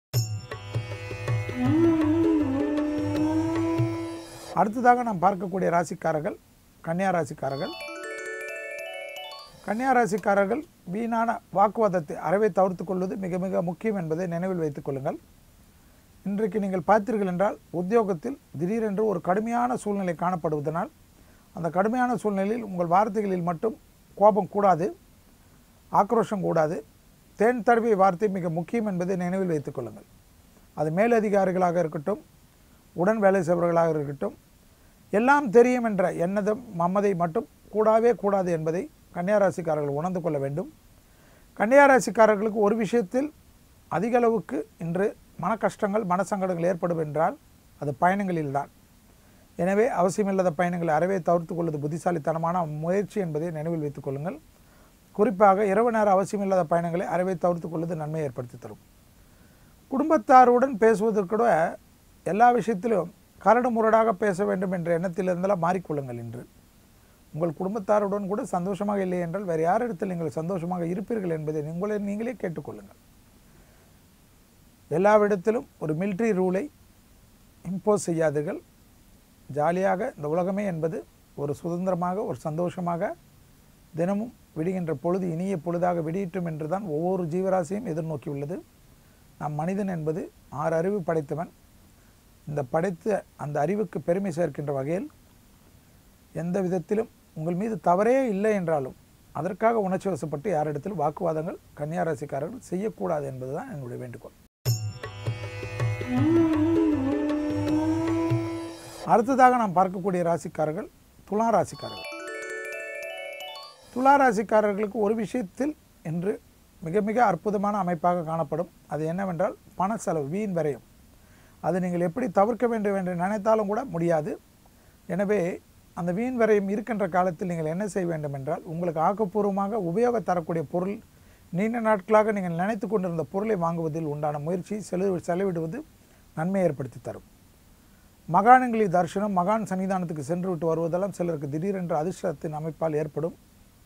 மேலும் லாபத்தின் அளவு அதிகரித்து உள்ளதனாலும் விசேஷமான அமைப்பு, விசேஷமான செய்திகள் வருவதற்கு உண்டான உத்தரவாதம் கிடைப்பதும், எதிர்காலத்தில் நிகழக்கூடிய சுபகாரிய அமைப்புகளுக்கெல்லாம் இன்றையிலிருந்து நல்ல அமைப்பாக நல்ல செய்தியாக காணப்படுவதை சரியாக முறையாக பயன்படுத்திக் கொள்ளுங்கள். அடுத்ததாக நாம் பார்க்கக்கூடிய ராசிக்காரர்கள் விருச்சக ராசிக்காரர்கள். இந்த விருச்சக ராசிக்காரர்கள் இன்று லாபத்தின் அளவு அதிகரித்துள்ளதால் ஏதேனும் ஒரு விஷயம் உங்களை சந்தோஷப்படுத்தும். அதற்குண்டான பெரிய அளவு அனுகூலங்கள், பெரிய அளவுக்கு கௌரவமும் பெரிய அளவுக்கு லாபமும் ஏற்படும். அதை நீங்கள் முறையாக சரியாக பயன்படுத்திக் கொள்வது உங்களுக்கு புத்திசாலித்தனமான அமைப்பு என்பதை நினைவில் வைத்துக் கொள்ளுங்கள். விருச்சிக ராசிக்காரர்களுக்கு ஏற்றத்தின் அளவு அதிகரித்து உள்ளதனால் அதை சீர் பெறுவதற்குண்டான உத்தமமான பலனை ஏற்படுத்தி தருவதற்குண்டான முயற்சிகளில் நீங்கள் தான் ஈடுபட வேண்டும். கடல் கடந்த நல்ல செய்திகள் வருவதற்குண்டான உத்தரவாதம் ஏற்படும். சிலர் கடல் பயணத்திற்குண்டான முயற்சிகளில் வெற்றி ஏற்படுத்தி முதலாக கடல் பயணம் செலுத்துவதற்குண்டான நல்ல செய்திகள் உங்களை தேடி வருவதற்குண்டான பிராப்தங்கள் கணிந்து வரக்கூடிய காலகட்டங்கள் ஆரம்பித்துள்ளதை நினைவில் வைத்துக் கொள்ளுங்கள். எனவே விருச்சிக ராசிக்காரர்கள் லாபத்தின் அளவு அதிகரித்துள்ளதால் தைரியமும் தன்னம்பிக்கையும் இருப்பதுடன் லாபத்தை சேர்த்து வைப்பதற்குண்டான முயற்சியில் நீங்கள் ஈடுபடுவது எதிர்காலத்துக்கு மிகப்பெரிய நன்மை ஏற்படுத்தி தரும் என்பதை நினைவில் வைத்துக் கொள்ளுங்கள். அடுத்ததாக நாம் பார்க்கக்கூடிய ராசிக்காரர்கள் தனுசு ராசிக்காரர்கள். தனுசு ராசிக்காரர்களுக்கு இன்றைய நாள் பார்த்தீர்கள் என்றால் ஒரு புதுமையான நாளாக காணப்படும். திடீரென்று நீங்கள் எதிர்பார்க்காத பகை அமைப்பு கூட உங்களை பாராட்டுவதற்குண்டான முயற்சி ஏற்படும். நமக்கே புரியாது, என்னடா நம்மிடம் நேற்று வரை பகைவனாக இருந்தவன் என்று நம்மளிடம் நட்பு பாராட்டுகிறேன். வேறு ஒன்றும் இல்லை, கிரகத்தின் சஞ்சாரம் அந்த அளவு வலிமையாக உள்ளதனால் உங்களுக்கு மற்றற்ற மகிழ்ச்சியும் சந்தோஷ அமைப்பும் ஏற்படுத்தி தரும். அதே சமயம் செவ்வாயின் ஆதிக்கம் 12ஆம் இடத்தில் இருப்பவன் 12க்குண்டான இடத்திலே இருப்பதும் 5க்குண்டானவன் 12ஆம் இடத்தில் இருப்பதும் பிள்ளைகளுக்கும் உங்களுக்கும் சிறிய வாக்குவாதங்கள் கூட பெரிய அளவு மன கஷ்டத்தையும் சங்கடத்தையும் ஏற்படுத்திவிடும் என்பதை நினைவில் வைத்துக் கொள்ளுங்கள். எனவே பிள்ளைகளிடம் மட்டும் உங்களுடைய அன்பை மிக அதிக அளவு வெளிப்படுத்துங்கள். உங்கள் வீட்டு பிள்ளைகளை நீங்களே ஒதுக்கினோ நீங்களே கோபப்பட்டால் எந்த விதத்தில் அவர்கள் கஷ்டப்படுவார்கள் என்றே உங்கள் பெற்றோர் உங்களை ஒதுக்கியிருந்தால் அதன் உண்டான வேதனை உங்களுக்கு தெரியும் அல்லவா? எனவே அந்த ஒரு பிரச்சனையை நீங்கள் உங்கள் பிள்ளைகள் விஷயத்தில் தயவு செய்து செய்யாதீர்கள் என்பதுதான் என்னுடைய தாழ்மையான வேண்டுகோள். அடுத்ததாக நாம் பார்க்கக்கூடிய ராசிக்காரர்கள் மகர ராசிக்காரர்கள். மகர ராசிக்காரர்களுக்கு நான் ஏற்கனவே கூறியது போல் சுபகாரிய தடைகள் பரிபூர்ண நிவர்த்தி ஏற்படுவதனால் குடும்பத்தில் ஏதேனும் சுபகாரிய தடைகள் மீண்டும் அப்படியே தொடர்ச்சியாக காணப்பட்டால் விடுபட்ட குலதெய்வ வழிபாட்டை உடனடியாக நிவர்த்தி ஏற்படுத்தி கொள்வது, சுபகாரியத்தில் காணப்பட்ட இந்த பலவிதமான தடைகள் பரிபூர்ண நிவர்த்தி ஏற்படும். அதேபோல் இன்றைய நாள் பார்த்தீர்கள் என்றால் எதிர்பார்க்காத நல்ல செய்திகள் நல்ல விஷயங்கள் அனுகூலங்கள் எல்லாம் ஏற்படும். உத்தியோகத்தில் இடமாற்றங்கள் எதிர்நோக்கி இருந்தவர்கள் அதற்குண்டான அப்ளிகேஷன் இன்று சப்மிட் செய்வது நிச்சயமாக ஒரு நல்ல விஷயமாக எதிர்காலத்தில் ஏற்பட்டுவிடும் என்பதனால் உங்களுடைய கௌரவத்திற்கு பங்கம் இல்லாமல் அனுகூல பிராப்தங்கள் ஏற்படும். மேலும் பார்த்தீர்கள் என்றால் மகர ராசிக்காரர்கள் புதிதாக வண்டி வாகனம் மாற்றங்கள் எதிர்நோக்கி இருந்தவர்கள் அதற்குண்டான முயற்சியில் இன்று ஈடுபடுவது நிச்சயமாக எதிர்காலத்தில் நல்ல வண்டி வாகன பிராப்தங்கள் கைகூடுவதற்குண்டான சாத்தியக்கூறுகள் கணித்து வரக்கூடிய காலகட்டங்கள். எனவே மகர ராசிக்காரர்கள் சுபவிரயம், அது கடன் பட்டாலும் சுபவிரயம் தான். அதற்கெல்லாம் கடன் படுவதனால் எந்தவித பிரச்சனையும் யாரும் உங்களை குறை சொல்ல போவதில்லை. வீணான அனாவசியமாக வீணாக டாம்பியத்திற்கு மட்டும்தான் கடன் பெறக்கூடாது என்பதுதான் நாம் முன்னோர்கள் சொல்வது, பெரியோர்கள் சொல்வது. எனவே சுபகாரியம் என்பது கடன் பெற்றாலும் அந்த சுபகாரியத்துக்கு உண்டான முழு முயற்சியில் ஈடுபடுங்கள். மகரத்திற்கு மிகப்பெரிய ஏற்றமும் சுபகாரிய தடைகள் பரிபூர்ண நிவர்த்தியும் கண்கூடாக பார்க்கலாம். அடுத்ததாக நாம் பார்க்கக்கூடிய ராசிக்காரர்கள் கும்பராசிக்காரர்கள். கும்பராசிக்காரர்களுக்கு இரத்தத்தில் கொழுப்பின் அளவை ஒருமுறை முழு உடல் பரிசோதனை செய்து கொள்வது மட்டும் மிக முக்கியம். புரட்டாசி மாதத்தில் அதிகமாக பாதிக்கப்படக்கூடியவர்கள் கும்பராசிக்காரர்கள் என்பதை நினைவில் வைத்துக் கொள்ளுங்கள். எனவே ஒரு கையெழுத்திடுவதற்கு முன்பாக இது அவசியமா என்பது உத்தியோகத்தில் கையெழுத்திடுவதற்கு முன்பாக மிக கவனம். அப்படியே நண்பர்களை நம்பியோ அப்படியே உறவினர்களை நம்பியோ முழுதாக பொறுப்பை கொப்பிடுவது பெரிய அளவுக்கு பாதிப்புகள் ஏற்பட்டுவிடும். எனவே கும்பராசிக்காரர்கள் பயணங்கள் அறவே தவிர்த்து கொள்ளாமல் அவசியமில்லாத பயணங்கள் அறவே தவிர்த்து கொள்வது புத்திசாலித்தனமான அமைப்பு. குறிப்பாக இரவு நேர பயணங்களை வேண்டவே வேண்டாம் என்று நிராகரித்துக் கொள்வதும் அவசியமான பயணங்களை மட்டும் குடும்பத்தாருடன் கலந்தாலோசித்து செய்வதும் மிக முக்கியம் என்பதை நினைவில் வைத்துக் கொள்ளுங்கள். இரவில் வெகு நேரம் சென்று கழித்து வீடுக்கு செல்வதை போன்ற பயிற்சியில் ஒன்ற அமைப்பில் இருப்பவர்கள் அதில் தான் நிவர்த்தி ஏற்பட்டு இரவு ஆரம்பித்தவுடன் எவ்வளோக்கு எவ்வளோ சீக்கிரம் வீட்டுக்கு செல்வது உங்களுக்கு இந்த காலகட்டத்தில் பெருமளவு பிரச்சனைகளிலிருந்து பரிபூர்ண நிவர்த்தி ஏற்பட்டு தரும் என்பதை நினைவில் வைத்துக் கொள்ளுங்கள். அடுத்ததாக நாம் பார்க்கக்கூடிய ராசிக்காரர்கள் மீன ராசிக்காரர்கள். மீன ராசிக்காரர்களுக்கு சில விஷயங்கள் மிகப்பெரிய அனுகூலத்தை ஏற்படுத்தி தரும். படைப்பாளிகளுக்கு உங்களுக்கு பெரிய அளவுக்கு பாராட்டுகள் அனுகூலங்கள் ஏற்படும். அது கதையாசிரியர்களாக இருக்கட்டும், சினிமா துறையினர்களாக இருக்கட்டும், எழுத்தாளர்களாக இருக்கட்டும், உங்கள் படைப்புகளுக்கு உண்டான கௌரவம் ஏற்படும். அரசாங்க விருதுகள் போன்ற விஷயங்கள் மனதிற்கு சந்தோஷமான அமைப்பை ஏற்படுத்தி தரும். பெரிய மனிதர்களின் சந்திப்பு மிகப்பெரிய ஏற்றத்தை ஏற்படுத்தி தரும். உங்களுடைய படைப்புகள் அவருக்கு முழுவதுமாக சிலர் ஏற்றுக்கொண்டு அதற்குண்டான பெரிய விலையை உங்களுக்கு கொடுப்பதன் மூலமாக மற்றற்ற மகிழ்ச்சியும் அனுகூலத்தையும் ஏற்படுத்தி தரும். லாபத்தின் அளவும் தொட்டது தொடங்கக்கூடிய காலகட்டமும் தைரியம் தன்னம்பிக்கை வளர்த்து உள்ளதனால், கிரகங்களின் சஞ்சாரம் அனுகூலம் ஏற்பட்டு விடுவதனால், அது குறிப்பாக சுக்கிரனின் சஞ்சாரம் மிகப்பெரிய ஏற்றத்தையும் அனுகூலத்தையும் ஏற்பதனால், தூக்கமின்மையால் ஏற்பட்ட இந்த பாதிப்புகள்லாம் மாதிரி நல்லா படுத்தவுடன் தூங்குவதற்குண்டான நல்ல விஷயங்கள்லாம் கனிந்து வரக்கூடிய காலகட்டங்கள் ஆரம்பித்து உள்ளது என்பதனால், மீனராசிக்காரர்கள் சந்தோஷமும் அனுகூலத்தையும் வருக வருக என்று வரவேற்கக்கூடிய நாளாக இன்றைய நாள் காணப்படுகிறதை நினைவில் வைத்துக் கொள்ளுங்கள். மீண்டும் நாளை யோகம் நல்ல யோகம் நிகழ்ச்சி மூலியமாக சந்திப்பதில் மகிழ்ச்சி அடைகின்றேன். நன்றி, வணக்கம். Tension tension tension, less tension more work, மோர் டென்ஷன் லெஸ் ஒர்க். சரி, இப்போ எதுக்கு இங்கிலீஷ் டயலாக்லாம் பேசிட்டு இருக்க நீ? அது இல்ல கிருப்பா, இப்ப இருக்க காலகட்டத்துல பார்த்தோன்னு வச்சுக்கோங்க, எல்லாரும் டென்ஷன் ஆகுறாங்க, எதுக்கு எடுத்தாலும் டென்ஷன் ஆகுறாங்க. இப்படி டென்ஷன் ஆயிட்டே இருந்தா எப்படி கிருப்பா ப்ராப்பரா ஒர்க் பண்ண முடியும்? அது சரி, டென்ஷன்ங்கிற விஷயம் எல்லாருக்கும் இருந்துட்டு தான் இருக்கு. ஆனா அதுல கவனிக்க வேண்டியது என்னன்னா, இந்த ஸ்ட்ரெஸ் டென்ஷன்லாம் வந்து எப்படி கட்டுப்படுத்துறது அப்படிங்கறது யோசிக்கிறதுக்கே யாருக்கும் டைம் இல்லையே. இப்படி யோசிக்க டைம் இல்லைன்னு சொல்லிட்டா போதுமா? அதுக்குன்னு காலையில கொஞ்சம் நேரத்தை ஒதுக்குனாலே போதும், டென்ஷன்ல இருந்து ஈஸியா நம்ம வெளியில வந்துடலாம். காலையில நேரத்தை ஒதுக்கி என்ன பண்றது? மேடம், காலையில யோகா செஞ்சாலே போதும், டென்ஷன்ல இருந்து நம்ம வெளில வந்துடலாம். ஓ, யோகாவை சொல்றியா? சரி, ஓகே. இன்னைக்கு உடலின் மொழியில என்ன யோகா சொல்லி தர போறாங்கன்னு பார்த்து நீங்களும் தெரிஞ்சுக்கோங்க. இது உடலின் மொழி.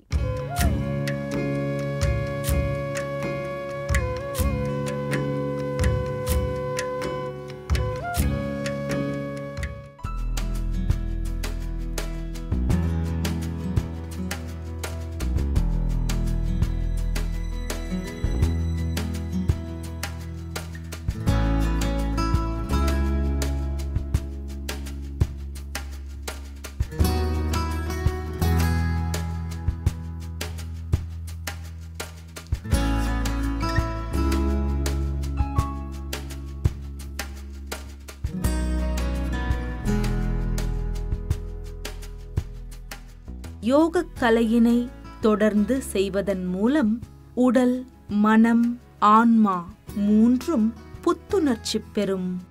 அப்படி நமக்கு புத்துணர்ச்சியை அளிக்கக்கூடிய யோகாசனங்களில் இன்று நாம் காணவிருப்பது விபத்த வக்ர பசிமோத்தாசனம். விபத்த வக்ர பசிமோத்தாசனம் செய்வதற்கான விதிமுறைகள். இந்த ஆசனத்தை பயிற்சி பெற்றவர்கள் மட்டுமே செய்ய வேண்டும். 30 முதல் 50 வயது வரை உள்ளவர்கள் இந்த ஆசனம் செய்ய முயற்சிக்க கூடாது. ஓய்வு நிலையில் இருந்து விடுபட்டு கால்கள் சேர்ந்தவாறு இருக்க, கைகளை தரையில் அழுத்தி முதுகு நிமிர்ந்து உட்கார வேண்டும். முதலில் வலது முட்டியை மடித்து வலது குதிக்கால் வலது தோள்பட்டையின் பின்பகுதியில் தொடும் விதமாக பார்த்து கொள்ள வேண்டும். உள்ளங்கைகளை தரையில் அழுத்தி முதுகை நிமிர்த்த வேண்டும். அதன் பின் இடது காலை வலது புறமாக திருப்பி உள்ளங்கைகளை எடுத்து முன்னே வைக்க வேண்டும். தாடை மற்றும் நெஞ்சு பகுதி தரையை தொடுமாறு உடலை வளைக்க வேண்டும். வலது கையினால் இடது கால் கட்டை விரலை பிடிக்க வேண்டும்.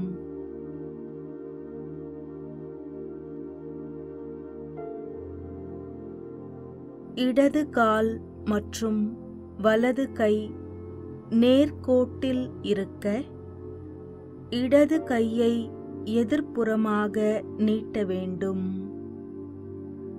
இடது மற்றும் வலது கைகள் நேர்கோட்டில் இருக்க, வலது கால் மூட்டு மேல் நோக்கி இருக்க, சில நொடிகள் இந்த நிலையை தொடர வேண்டும்.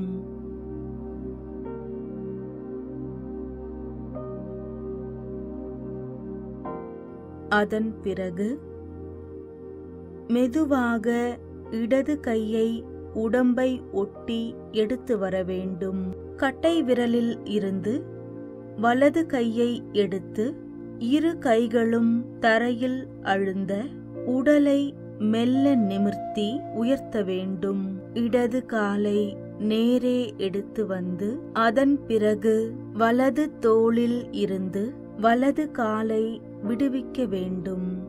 மெதுவாக நெஞ்சுக்கு நேராக நீட்ட வேண்டும். கைகளை பின்னால் வைத்து கால்களை அகற்றி தலை சாய்த்து மனதையும் உடலையும் ஆசுவாசப்படுத்த வேண்டும்.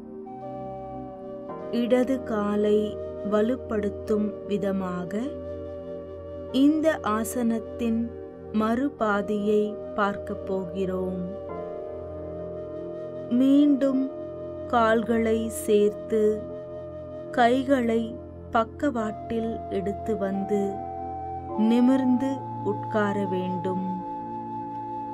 முதலில் இடது காலை மடக்கி அணைத்து அதன் பின்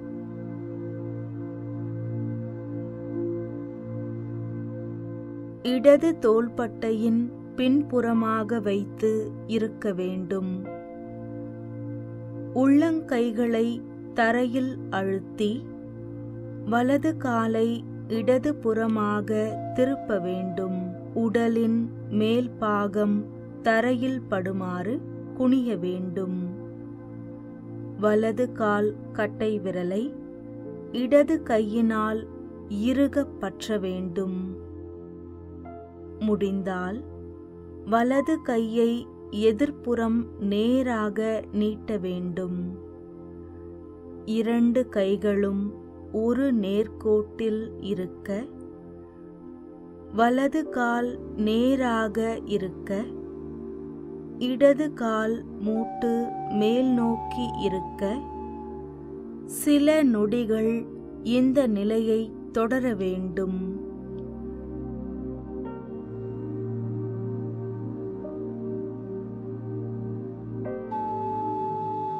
அதன் பிறகு வலது கையை உடலின் அருகே கொண்டு வர வேண்டும். இடது கையை விடுவித்து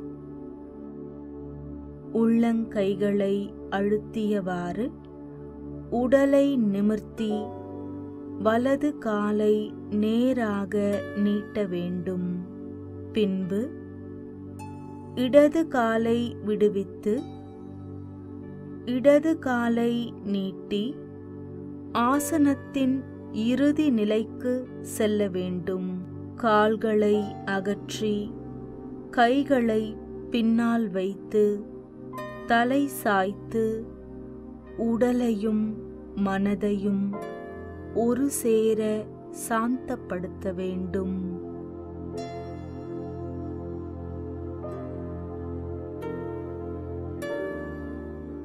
விபத்த வக்ர பசிமோத்தாசனம் செய்யும் முறையை மீண்டும் பார்க்கலாம்.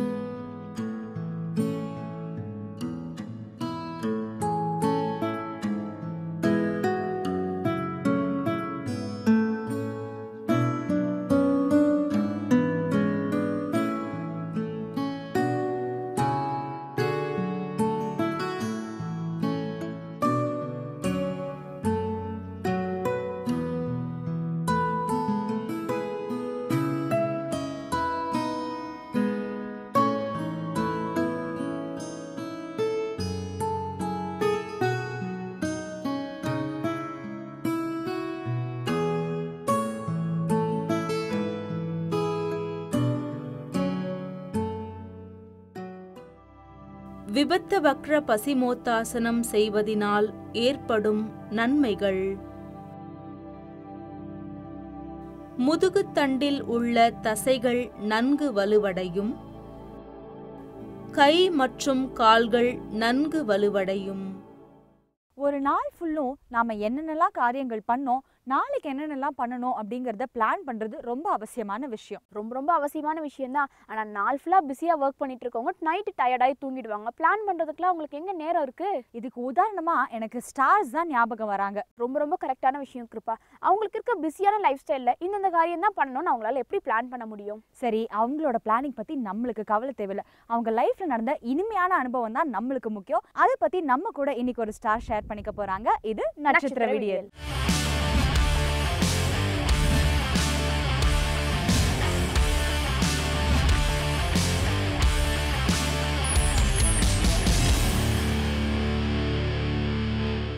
வேந்த டிவிஸ் எல்லாருக்கும் வணக்கம். நாங்கள் மகேந்திரன். பாசிட்டிவ், நான் எப்போவுமே எல்லார்ட்டையும் சொல்லிகிட்டே இருப்பேன், பாசிட்டிவ் வைப்ரேஷன்ஸ் இருக்கிற வரைக்கும் எந்த நெகட்டிவ் கிட்ட வராது. வெற்றிக்கு ஃபர்ஸ்ட் ஸ்டெப்பே வந்து பாசிட்டிவ் தான். என் லைஃப் அப்படி தான் ஆரம்பித்தது. ஃபர்ஸ்ட்டு அப்பா வந்துட்டு நடிக்கணும்னு சொல்லிட்டு இண்டஸ்ட்ரிக்கு வேறு ட்ரை பண்ணார். பட் அப்பாவால் முடியல.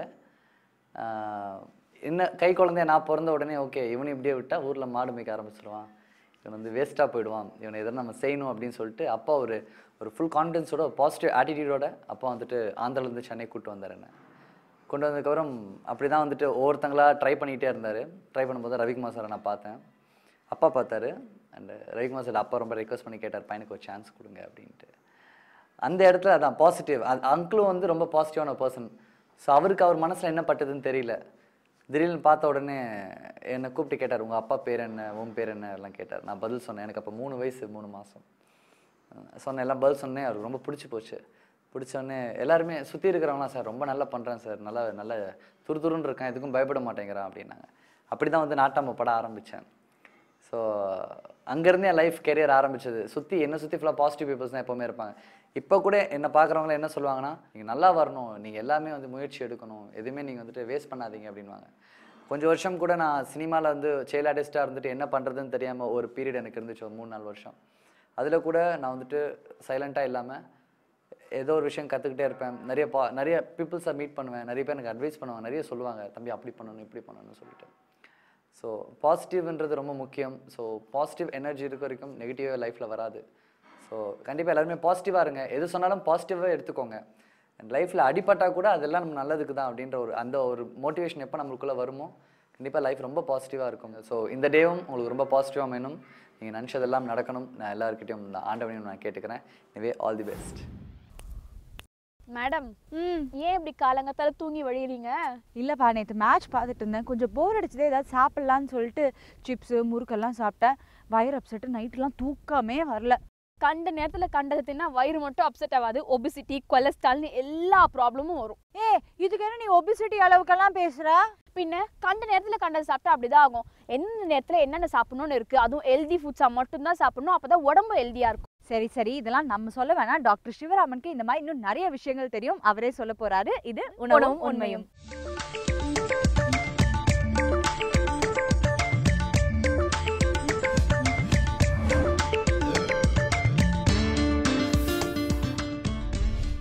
உணவும் உண்மையும் நிகழ்ச்சியில் உங்களெல்லாம் சந்திக்கிறதுல ரொம்ப மகிழ்ச்சி. இந்த நிகழ்ச்சியில் தொடர்ந்து நம்ம வந்து எந்த அளவுக்கு உணவு நம் உடலுக்கு ரொம்ப ரொம்ப அத்தியாவசியமான விஷயம், அது வெறும் ருசிக்காக மட்டும் இல்லாமல் உடல் நலத்துக்கு நல்லது செய்யணும்னா எப்படியெல்லாம் சாப்பிடணும், என்னென்ன விஷயங்கள் இருக்கணுங்கிறத தொடர்ந்து பார்த்துட்டு வரோம். அந்த வகையில் இன்றைக்கு நம்ம பார்க்க இருக்கிறது மணமூட்டிகள், அதாவது ஜுவல்ஸ் ஆஃப் ஃபுட் அப்படின்னு சொல்லுவாங்க ஆங்கிலத்தில்.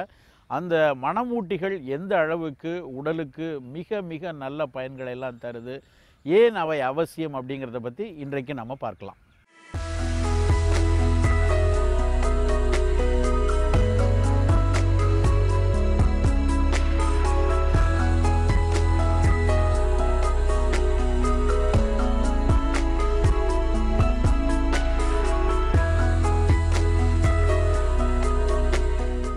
மணமூட்டிகள் அப்படின்னு சொன்ன உடனே நமக்கு வந்து பல ஸ்பைசஸ் வந்து நமக்கு வந்து ஞாபகம் வரும்.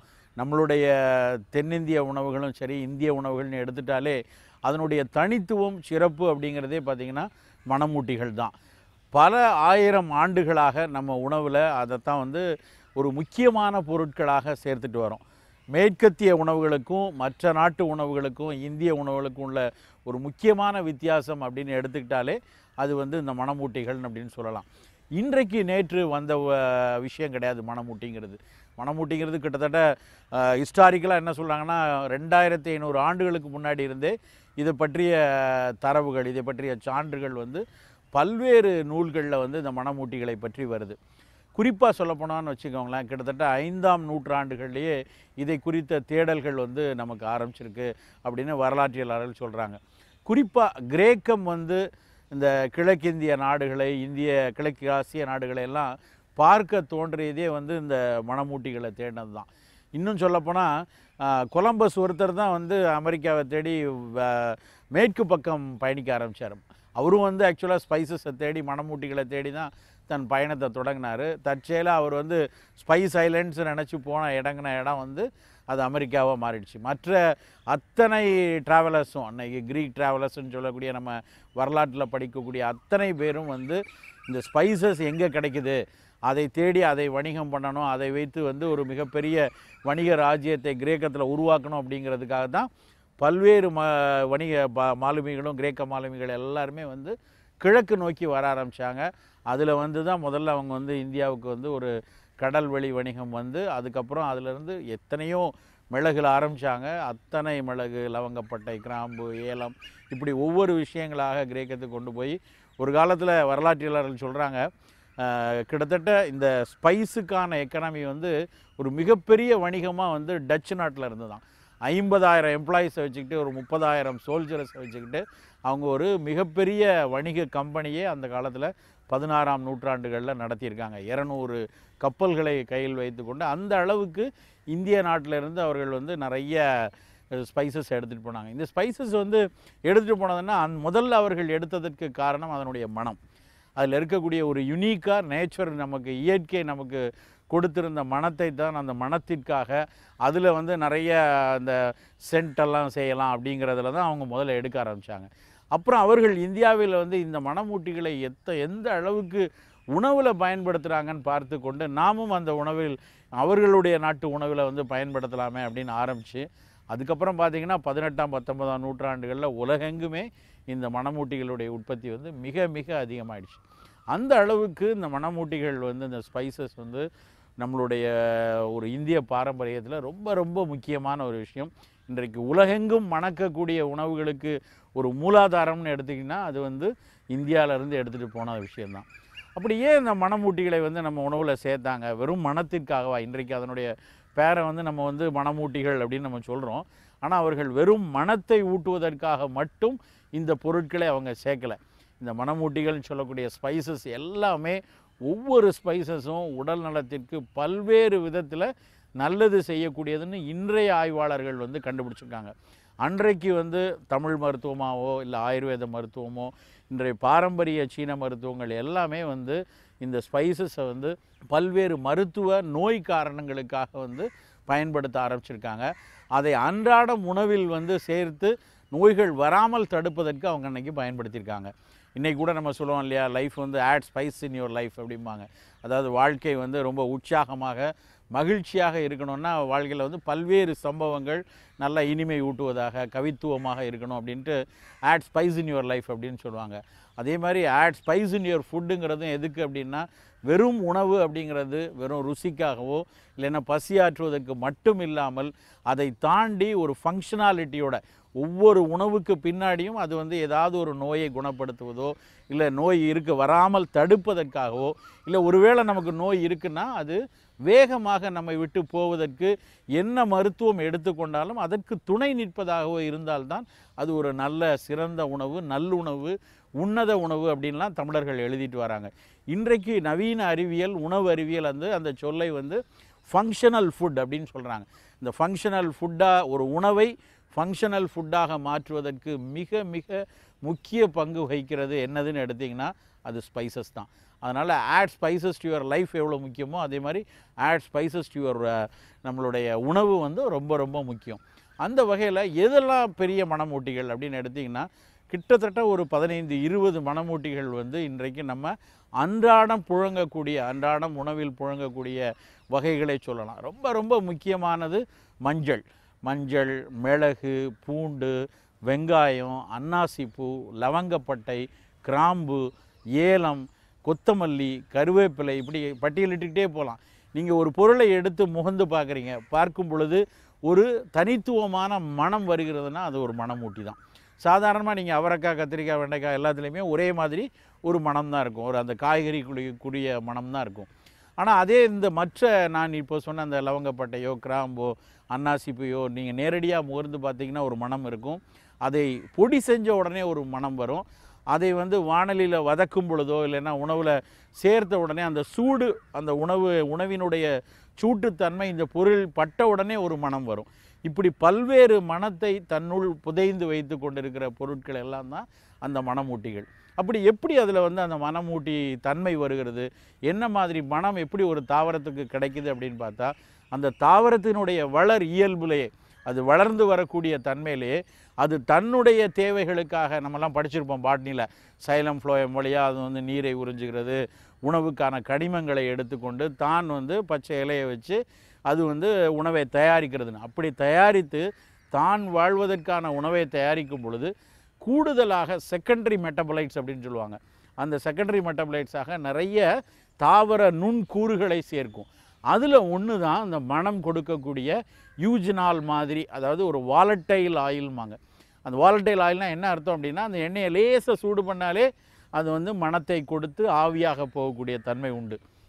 அந்த மாதிரி பொருட்களை உற்பத்தி செய்யக்கூடிய திறனை ஒரு சில தாவரங்கள் வைத்திருக்கு. அந்த தாவரங்கள்லேருந்து வரக்கூடிய ஒன்று இலையோ, இல்லைன்னா விதை பகுதியோ, இல்லைன்னா தண்டு பகுதியோ, இல்லைன்னா பட்டை பகுதியோ, சில நேரங்களில் வேர் முடிச்சுகளையோ, இதைத்தான் வந்து நம்ம மணமூட்டிகள் அப்படின்னு சொல்லி மொத்தமாக பட்டியலிடுகிறோம்.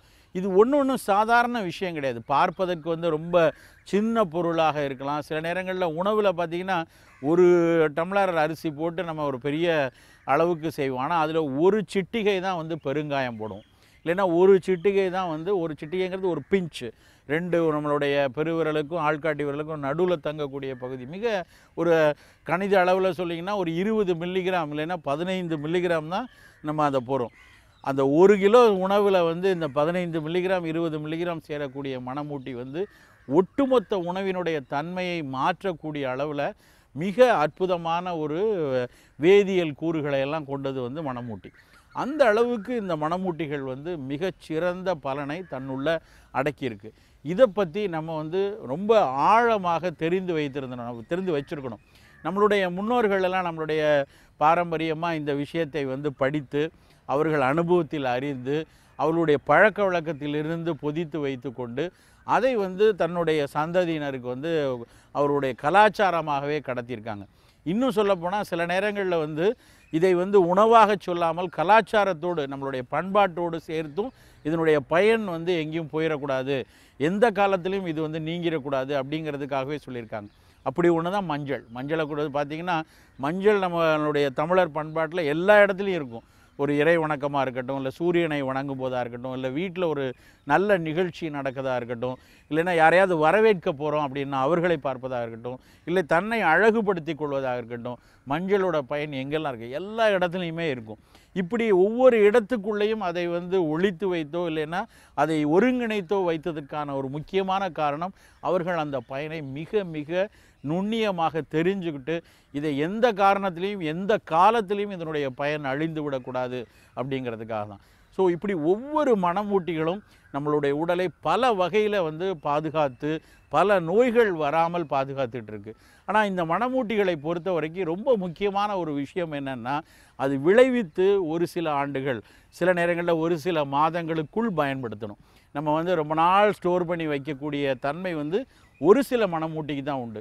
குறிப்பாக மிளகு எடுத்தோன்னா, மிளகு வந்து ஒரு வருடத்துக்குள்ளே பயன்படுத்துறது ரொம்ப ரொம்ப சிறப்பு. இன்னும் சொல்லப்போனால் அதனுடைய மருத்துவ பயன்கள் ஒரு விளைந்த ஒரு 3 மாதம் 6 மாதத்துக்குள்ளே பயனாக இருக்கும். அதுக்கப்புறம் இன்னொன்று, அந்த மணமூட்டிகளை அப்படியே திறந்த வாக்கில் போட முடியாது, இல்லைன்னா ஒரு சாதாரணமாக காற்று போகிற மாதிரி உள்ள பாத்திரங்களில் போட முடியாது. அதை வந்து நல்லா காற்று புகாதபடிக்கு கண்ணாடி குடுவைகளை இல்லைன்னா நல்ல ஒரு எவர் சில்வர் பாத்திரத்தில் போட்டு வைக்கிறதா நல்லது. ஏன்னா அது வந்து கொஞ்சம் கொஞ்சமாக அந்த வாலட்டைல் தன்மையை வந்து இழந்து கொண்டே வரும்.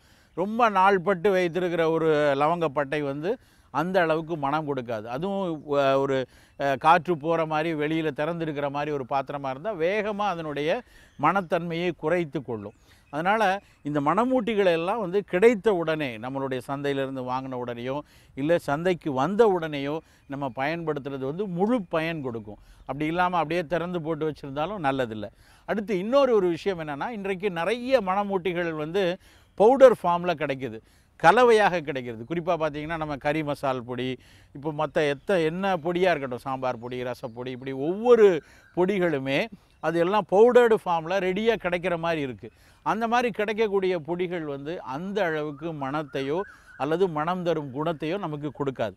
அதை விட அவ்வப்போது நமக்கு தேவைப்படுகிற சமயத்தில் வந்து பொடி செய்து கொடுத்தா தான் அதனுடைய பயன் கிடைக்கும். ஏன்னா அது பல்வரைஸ் ஆன உடனே இந்த மணமூட்டிகளை வந்து உடைத்து பொடி செய்து பயன்படுத்துவதற்கு எளிதாக மாற்றுவதற்காக நம்ம பண்ண உடனே அதனுடைய சூட்டில், அந்த பவுடர் பண்ணுற சூட்டிலேயே இந்த வாலட்டைல் கண்டென்ட் நிறைய வந்து வெளியேறிடும். அதனால் மொத்தமாக ஒரு 100 கிலோ 50 கிலோன்னு பவுடர் பண்ணி சந்தையிலேருந்து நமக்கு பேக்கெட் பண்ணி வர்றதை விட நமக்கு தேவையான அளவுக்கு ஒரு 5 கிராம் 10 கிராம் அந்த மொமெண்ட்டில் நம்ம வீட்டில் வந்து அடுக்கலையில் வந்து ஒரு மிக்சியில் பவுடர் பண்ணிவிட்டு அந்த மொமெண்ட்டில் நம்ம பயன்படுத்தினோன்னா மனம் மட்டும் கூடுதலாக கிடைக்காது, அதனுடைய மருத்துவ குணங்களும் கூடுதலாக கிடைக்கும். அதனால் மணமூட்டிகள் ஒவ்வொரு வேளை உணவுகள்லையும் ஏதாவது ஒரு சின்ன அளவில் இருக்கலாம். காலையில் காஃபி குடிக்கிறோம், டீ குடிக்கிறோம், அந்த டீயில் லவங்கப்பட்டை போட்டு குடித்தோம்னா அது வந்து ஒரு மருத்துவ குணம் உடையது. காலையில் வந்து இட்லி தோசை இல்லை பொங்கல் சாப்பிட்றோம், அதில் மிளகுத்தூள் ஏதாவது ஒரு ஃபார்மில் மிளகுத்தூள் சேர்த்தோம்னா அது சளி வராமல் தடுத்துக்கொள்ளும். மதிய உணவு எடுத்தால் என்ன குழம்பு காய் எது எடுத்தாலுமே நம்ம வந்து மஞ்சள் எல்லா இதையும் நம்ம பயன்படுத்துகிற பழக்கம் இருக்குது. அதனால் அதுலேயும் ஸ்பைசஸ் சேரும். இரவு உணவுகள்லேயும் வந்து ரொம்ப குறைந்த அளவில் கிராம்பு ஜாதிக்காய் அந்த மாதிரி உணவுகள் எடுத்துக்கிட்டோம்னா அதுவும் நமக்கு பயன்படும். அந்த அளவுக்கு ஒரு நாளைக்கு அன்றாட வாழ்க்கையில் மிக குறைந்த அளவில் வந்து இந்த ஸ்பைசஸை சேர்த்துக்கிறது வந்து பல்வேறு நோய்கள்லேருந்து நம்மளை காத்துக்கொள்ளும். நம்ம வந்து நிறைய பேர் தவறாக வந்து ஸ்பைசஸ் அப்படின்னாலே ஹாட், காரத்தன்மை உள்ளது, ரொம்ப காரம் சாப்பிட்டா வயிற்றுக்கு நல்லதில்லை அப்படின்னு தவறாக பொருள் கொண்டிருக்காங்க. சில ஸ்பைசஸில் அந்த சூட்டுத்தன்மையும் காரத்தன்மையும் இருக்கும், ஆனால் அது கூட மருத்துவத்தன்மையோடு சேர்ந்து பொதிந்திருக்கும். இதை பற்றிலாம் நம்ம வந்து இனிமேல் வரக்கூடிய ஒவ்வொரு நிகழ்ச்சியில் இன்னும் வரக்கூடிய வாரத்தில் ஒவ்வொரு மணமூட்டியும் எந்த அளவுக்கு நம்ம உடலுக்கு நல்லதாக இருக்கிறது, மஞ்சள் எப்படி பயன்படுது, மிளகு எப்படி பயன்படுது, லவங்கப்பட்டை எப்படி பயன்படுது, இப்படி ஒவ்வொன்றை பற்றியும் அதனுடைய மருத்துவ குணங்கள் என்ன, எந்த அளவுக்கு அதை பயன்படுத்தினால் நம் நோய் இல்லாமல் இருக்கலாங்கிறதையும் பற்றியும் நம்ம விரிவாக பார்க்கலாம். மணமூட்டிகள் நம்ம வாழ்க்கையில் நம்மளுடைய உணவில் அன்றாடம் குறைந்த அளவில், அது சில நேரங்களில் விலை கூடுதலாக இருக்கலாம், அது வந்து ரொம்ப நார்மல் காய்கறிகளை விட விலை அதிகமாக இருக்குது, இருந்தால் கூட நாம் வந்து உடல் நலத்திற்கு அது நாம் செய்யக்கூடிய முதலீடாக நினச்சிக்கிட்டு மிக குறைந்த அளவில் அன்றாடம் அதை வந்து நம்ம பயன்படுத்திட்டு மறக்கவே கூடாது. அப்படி செய்தோம்னா ஆரோக்கியம் என்றைக்குமே நமக்கு நிலையாக இருக்கும். பெண்கள்னு சொன்னாலே நம்மளுக்கு ஞாபகம் வருது ஷாப்பிங் தான். ஷாப்பிங்க்கும் பெண்களுக்கும் அந்த அளவுக்கு சம்பந்தம் இருக்கு. அது மட்டும் இல்லாமல் இன்னும் சில பேர் இருக்காங்க, சில பேர் வந்து வாட்சஸ் தான் வாங்கணும்னு போவாங்க, இன்னும் சில பேர் வந்து பேக்காக வாங்கி கூச்சிட்டு இருப்பாங்க.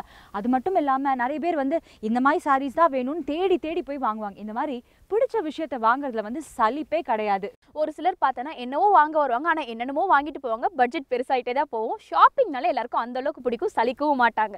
சரி, இந்த பிரச்சனை நம்மளுக்கு தேவையே கிடையாது. நம்ம ஷாப்பிங் சந்தியாவை ஃபாலோ பண்ணாலே எது எங்கெங்க என்னென்ன மாதிரி கிடைக்குங்கிறத தெரிஞ்சுக்கலாம்ல. வாங்க பார்க்கலாம். இது ஷாப்பிங் சந்தியா.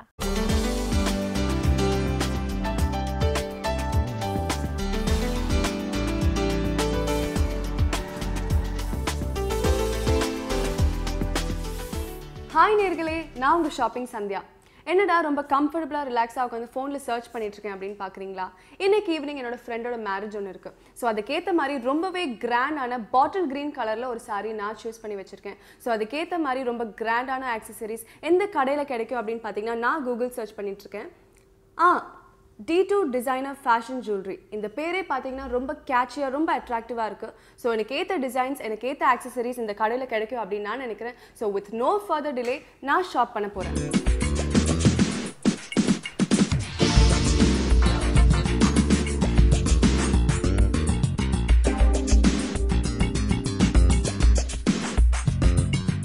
இங்கே பார்த்தீங்கன்னா வந்து கடைக்குள்ளே வந்த உடனே ரொம்பவே அட்ராக்டிவான வந்து விஷயம் பார்த்தீங்கன்னா வந்து இயரிங்ஸ் தான். பொண்ணுங்களுக்கு வந்து எப்போவுமே இயரிங்ஸ் வந்து ரொம்பவே ஹைலைட்டான ஒரு ஃபேக்டர். நம்ம செயின் கூட இல்லாமல் எனி ஒகேஷனுக்கு போகலாங்க, ஆனால் இயரிங்ஸ் இல்லைனா வந்து ரொம்ப பிளேனாக ரொம்பவே டல்லாக இருப்பாங்க. அவங்க ஃபேஸே வந்து அப்படியே டல் ஆகிடும்.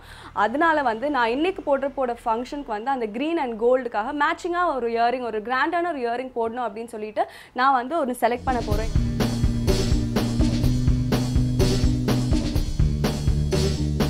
இங்கே வந்தோன்னே பார்த்தீங்கன்னா வந்து சூப்பரான கலெக்ஷன்ஸ்லாம் வச்சுருக்காங்க. ஃபஸ்ட்டு எடுத்தோன்னே எனக்கு பர்பிள் கலர்னாலே ரொம்ப பிடிக்குங்க. இந்த குந்தன் கலெக்ஷன்ஸில் வந்து பார்த்தீங்கன்னா பர்பிள் கலர் பீட், இந்த purple colour pearls, diamond stones, அதுக்கப்புறமா வந்து இந்த மாதிரி பேர்ல்ஸ், இந்த மாதிரி ட்ராப்ஸ்லாம் வந்து சூப்பராக இருக்குது. எனாமல் ஜிம்கி கலெக்ஷனில் பார்த்தீங்கன்னா வந்து எப்போவுமே ரொம்ப ரேரான ஒரு கலெக்ஷன். பார்த்தீங்கன்னா வந்து இங்கே வந்து இது எங்கேயுமே கிடைக்காது. ரொம்பவே யூனிக்கான இது வந்து சுடிதாருக்கு போடலாம், இல்லைனா வந்து குர்தாஸு ஒரு வந்து நார்மலான ஒகேஷன்ஸ்க்கெலாம் வந்து போடும்போது இது வந்து எனாமல் ஆனது வந்து இதெல்லாம் போட்டுக்கலாம். இது பார்த்தீங்கன்னா வந்து ஆன்டி கலெக்ஷன், ரொம்பவே வித்தியாசமாக ரொம்பவே அழகாக இருக்குது. இவ்வளோ பீட்ஸ் இங்கெல்லாம் தொங்கிட்டு இருக்கு. ஸோ வந்து மெயினான ஒரு ட்ராப் ஃபேஷனில் வந்து இங்கே இருக்குது. அண்ட் பார்த்தீங்கன்னா வந்து இந்த ஆன்டிக் ஜுவல்லரி வந்து யூஸ்வலாக வந்து நம்மளோட கிராண்டான சாரீஸ் ஒரு வந்து கிராண்டான சுடிதாஸ்க்கெலாம் வந்து இது யூஸ் பண்ணிக்கலாம். ஸோ இங்கே பார்த்தீங்கன்னா வந்து இந்த கலெக்ஷன்ஸ் வந்து ஃபஸ்ட்டு 3 வந்து ரொம்பவே கேட்சியாக இருக்குது. ஸோ இதோட பேர் என்னன்னு பார்த்தீங்கன்னா வந்து ஸ்டெப் ஜிமிக்கி. ஸோ வந்து ரொம்பவே அழகான ஒரு ஸ்டெப்ஸ் மாதிரியே இருக்குது பாருங்களேன். இந்த டிசைன்லாம் வந்து எனக்கு ரொம்பவே பிடிச்சிருக்கு. மோஸ்ட்டாக வந்து எனக்கு மட்டும் இல்லைங்க, இந்த மாதிரி ஆன்டிக்கான ஜுவல்லரிலாம் போடணும், அந்த மாதிரி வெளியே இந்த பார்ட்டி ஒரு வந்து கல்யாணத்துக்கு கிராண்டான ஃபங்க்ஷன்ஸ்லாம் போடணும் அப்படின்னு ஆசைப்படுறவங்க வந்து கோல்டுக்கு பதிலாக சப்ஸ்டியூட்டாக வந்து கோல்டு மாதிரி ஒரு லுக் கொடுக்குறது வந்து இதெல்லாம் வந்து இது போட்டிங்கன்னா வந்து கண்டிப்பாக கேட்சியாக இருக்கும். This is another collection of jimiki. So இந்த ஜிமிக்கியில் பார்த்தீங்கன்னா நிறைய ஸ்டோன்ஸ் வச்சுருக்காங்க. ரொம்பவே கிராண்டான ஒரு நம்ம வந்து லெஸ்ஸான ஒரு செயின் போட்டுட்டு இந்த மாதிரி ரொம்ப கிராண்டான ஒரு கம்மல் போட்டிங்கன்னா வந்து கண்டிப்பாக அது ஹைலைட்டாக தெரியும். ஸோ வந்து இது அழகான ஒரு ஒயிட் கலர் பேர்ல் ட்ராப்லாம் வச்சுருக்காங்க. ஸோ பார்த்தோன்னே ரொம்பவே கேட்சியாக அட்ராக்டிவாக இருக்குது.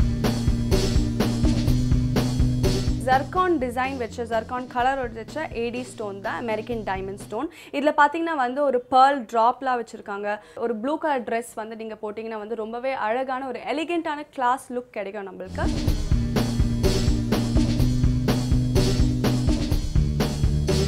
பொல்கி டிசைன் தான் வந்து இங்கே வச்சுருக்காங்க. அண்ட் இங்கே பார்த்தீங்கன்னா வந்து ஒயிட் ஸ்டோன்ஸ், இதில் வந்து நம்ம ரெட் அண்ட் ஒயிட் காம்பினேஷனில் வந்து எந்த ட்ரெஸ் போட்டாலும் வந்து இது பார்த்தீங்கன்னா வந்து இது போட்டால் ரொம்பவே ஒரு கிராண்டான ஒரு லுக், ரொம்பவே ஹைலைட்டடான ஒரு லுக் கிடைக்கும்.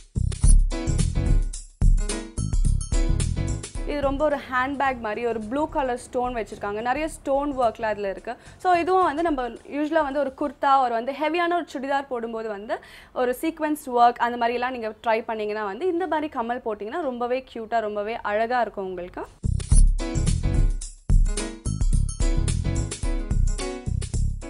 நம்ம ஒரு மைண்ட் செட்டோட வந்து இந்த மாதிரி ஷாப் பண்ணோம் அப்படின்னு நீங்கள் நினச்சிட்டு வருவீங்க. ஆனால் வந்து அதுக்கும் மீறி வந்து நிறைய நம்ம ஷாப் பண்ணி போக வேண்டிய நிறைய சான்சஸ் இருக்குது. ஏன்னா பார்த்தீங்கன்னா வந்து நிறைய கலெக்ஷன்ஸ் வச்சுருக்காங்க. ஒரு குட்டி பார்ட்டிலேருந்து ஒரு பெரிய மேரேஜ் ஃபங்க்ஷன் வரைக்கும் எல்லா கலெக்ஷன்ஸ்க்கும் தேவையானது சகலமும் இங்கே இருக்குது.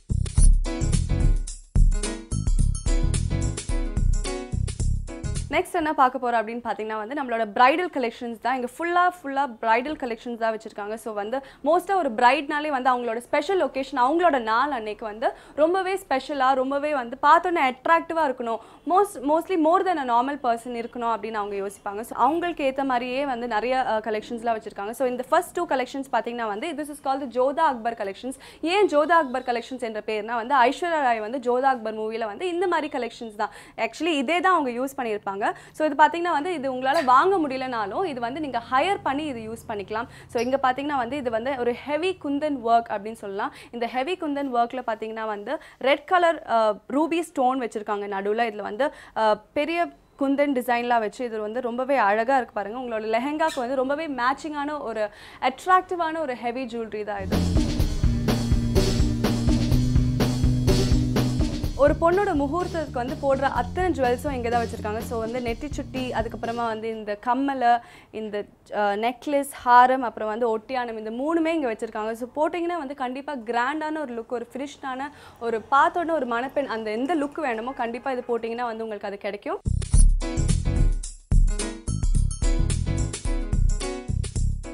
ஸோ ஸோ இவ்வளோ நேரமாக பார்த்தது பார்த்தீங்கன்னா வந்து ரொம்பவே ஹிந்து ஸ்டைலில் வந்து கிராண்டானதாக அவங்க போட்டுட்ருப்பாங்க. ஸோ வந்து கிறிஸ்டியன்ஸ் வந்து அவங்க போட்டிருக்க கவுன் ஒயிட் கலர் கவுனுக்கு வந்து ரொம்பவே சிம்பிளான கிளிட்டரிங் ஸ்டோன்ஸ் போடணும் அப்படின்னு வந்து ரொம்பவே ஆசைப்படுவாங்க. ஸோ அந்த வரிசையில் வந்து இங்கே பார்த்தீங்கன்னா ரூபி க்ரீன், இதோட பேர் வந்து ரூபி க்ரீன், நடுவில் மட்டும் ஒரே ஒரு கல். ஸோ இது வந்து அவ்வளோ அட்ராக்டிவாக இருக்குது. ஸோ ஒரு பச்சை கலர் ட்ரெஸ் போடுறோம் அப்படின்னு பார்த்தீங்கன்னா வந்து இந்த மாதிரி போட்டிங்கன்னா ரொம்பவே எலிகெண்ட்டாக கிளாஸாக ஸ்டைலிஷாக இருக்கும்.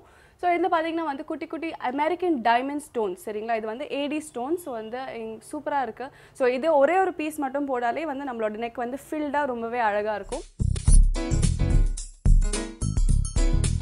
அட்ராக்டிவாக ஆன் மூவிங்கில் இருக்கிற ஒரு டிமாண்டில் இருக்கிற ஒரு ஜுவல்லரி தான் இந்த டைப் ஆஃப் ஜுவல்லரி. ஸோ இதில் பார்த்தீங்கன்னா வந்து ஒயிட் மிக்சிங், ஸோ வந்து ஒயிட் கோல்டு பார்த்தீங்கன்னா வந்து இப்போ ரொம்பவே ஃபேமஸாக இருக்குது. இதுலேயும் வந்து ஒரு போலாக வச்சு ரொம்பவே அழகான ஒரு டிசைனாக இருக்குது. அண்ட் இதுக்கும் பார்த்தீங்கன்னா வந்து ஒரு இயரிங்ஸ் வச்சுருக்காங்க. இந்த இயரிங்ஸ் பார்த்தீங்கன்னா ரொம்பவே ஸ்டைலிஷாக அழகாக ஒரு வந்து ஹேங்கிங்கோட இருக்குது அப்படின்னு சொல்லலாம். ஸோ இது கூட வந்து நம்ம விருப்பப்பட்டு நம்மளோட வெட்டிங் கவுன்ஸ்க்கெலாம் போட்டதா இருந்தால் இந்த மாதிரி ஜுவல்லரி கூட நம்ம யூஸ் பண்ணிக்கலாம்.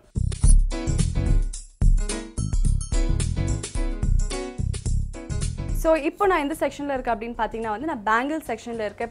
பொதுவாக வந்து பெண்களுக்கு வந்து நிறைய பேங்கிள்ஸ் போட்டோன்னா ரொம்பவே ஆசையாக இருக்கும். அண்ட் இங்கே பார்த்தீங்கன்னா வந்து பின்னாடி வந்து நிறைய மிக்ஸ் அண்ட் மேட்ச் கலெக்ஷன்ஸ்லாம் வச்சுருக்காங்க. ப்ளூ, பிங்க், இது வந்து ப்ராமினெண்ட்டான வந்து ரொம்ப கலர்ஸ் வந்து பார்த்தீங்கன்னா வந்து ஆரஞ்சு, பர்பிள், வயலட், மெஜந்தா அந்த மாதிரி நிறைய பேங்கிள்ஸ் வச்சுருக்காங்க. அது மட்டும் இல்லைங்க, இந்த மாதிரி எண்டில் வந்து நிறைய ஸ்டைல் கொடுக்கணும் அப்படின்னு சொல்லிட்டு ஒரு எண்ட் பேங்கிளும் வச்சுருக்காங்க. அந்த எண்ட் பேங்கிள் வந்து அது கரெக்டாக கான்ட்ராஸ்டான ஒரு கலராக வச்சுருக்காங்க. அது மட்டும் இல்லை, இந்த மாதிரி நிறைய மெட்டல் பேஸ்லாம் இருக்குது. ஸோ வந்து உங்களோட ஃபேவரட்டான எந்த அப்படின்னு வந்து பார்த்தீங்கன்னா உங்களோட கலெக்ஷன்ஸ் நிறைய இருக்குது. ஸோ வந்து இந்த செலெக்ஷன்ஸில் உங்களுக்கு பிடிச்சது எதுவோ நீங்கள் வந்து கண்டிப்பாக இங்கே வந்து செலக்ட் பண்ணிக்கலாம். ஸோ இங்கே பார்த்தீங்கன்னா வந்து நிறைய ஆன்டிக் கலெக்ஷன்ஸ்லாம் வச்சுருக்காங்க. நான் வந்து நிறைய நெக்லஸ் அந்த மாதிரிலாம் காமிச்சேன். ஸோ அந்த டைப்பில் வந்து அதுக்கு மேட்சிங்காக வந்து நம்ம பேங்கிள்ஸ் போடணும் அப்படின்னு நீங்கள் நினச்சிங்கன்னா இந்த மாதிரி நிறைய கலெக்ஷன்ஸ் வச்சுருக்காங்க. ஸோ இங்கே பார்த்தீங்கன்னா வந்து ரூபி ஸ்டோன் உள்ள நிறைய பேங்கிள்ஸ்லாம் இங்கே வச்சுருக்காங்க. ஸோ இது கூட நம்மளோட கை ஃபுல்லாக இருக்கிற மாதிரி வந்து நிறைய கலெக்ஷன்ஸ்லாம் இங்கே வச்சுருக்காங்க. ஸோ இது பார்த்தீங்கன்னா மோஸ்ட்டாக ரொம்பவே ப்ராமினெண்ட்டான ஒரு காம்பினேஷன் பார்த்தீங்கன்னா வந்து that is red and green.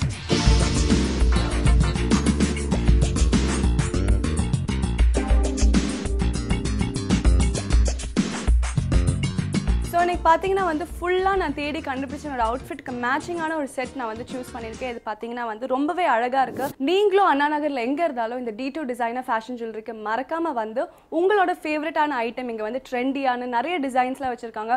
கண்டிப்பாக உங்களுக்கு ஒன்று மட்டும் பிடிக்காதீங்க, இங்கே இருக்கிற எல்லாமே கண்டிப்பாக உங்களுக்கு பிடிக்கும் என்ன மாதிரியே. ஸோ எனக்கு பார்த்தீங்கன்னா வந்து நான் இவ்வளோ ஆக்சசரிஸும் நான் வந்து வாங்கிட்டு வீட்டுக்கு போயிட்டுருக்கேன். ஸோ இதே மாதிரி ஒரு நல்ல நிகழ்ச்சியில் வந்து ஒரு ஷாப்பிங் நிகழ்ச்சியில் உங்களை சந்திக்கிறேன். Until then it is Anju signing off from Shopping Sandhya. Tata, bye-bye and take care. Okay Kirupa, இந்த குளிர்லையும் நிறைய இன்ஃபர்மேட்டிவான விஷயத்தை நம்ம 2 பேரும் தெரிஞ்சுக்கிட்டோம், நேர்களுக்கும் தெரியப்படுத்திருக்கோம். ப்ளீஸ் கிளம்பி இல்லாமல் ரொம்ப குளிருது. பார்த்தாலே தெரியுது, இன்னும் கொஞ்ச நேரத்தில் அப்படியே வந்து ஐஸ் கட்டியாகவே மாறிடுவேன்னு. சரி கிளம்பிடலாம். அதுக்கு முன்னாடி உங்களை நாளைக்கு வந்து நாங்கள் 2 பேரும் மீட் பண்ணுறோம். முக்கியமாக சூப்பரான லொக்கேஷன்லேருந்து உங்களை வந்து மீட் பண்ணுறோம். Until then it's Tata, bye from Kripa and Kirti on புத்தம்புது காலை. Thank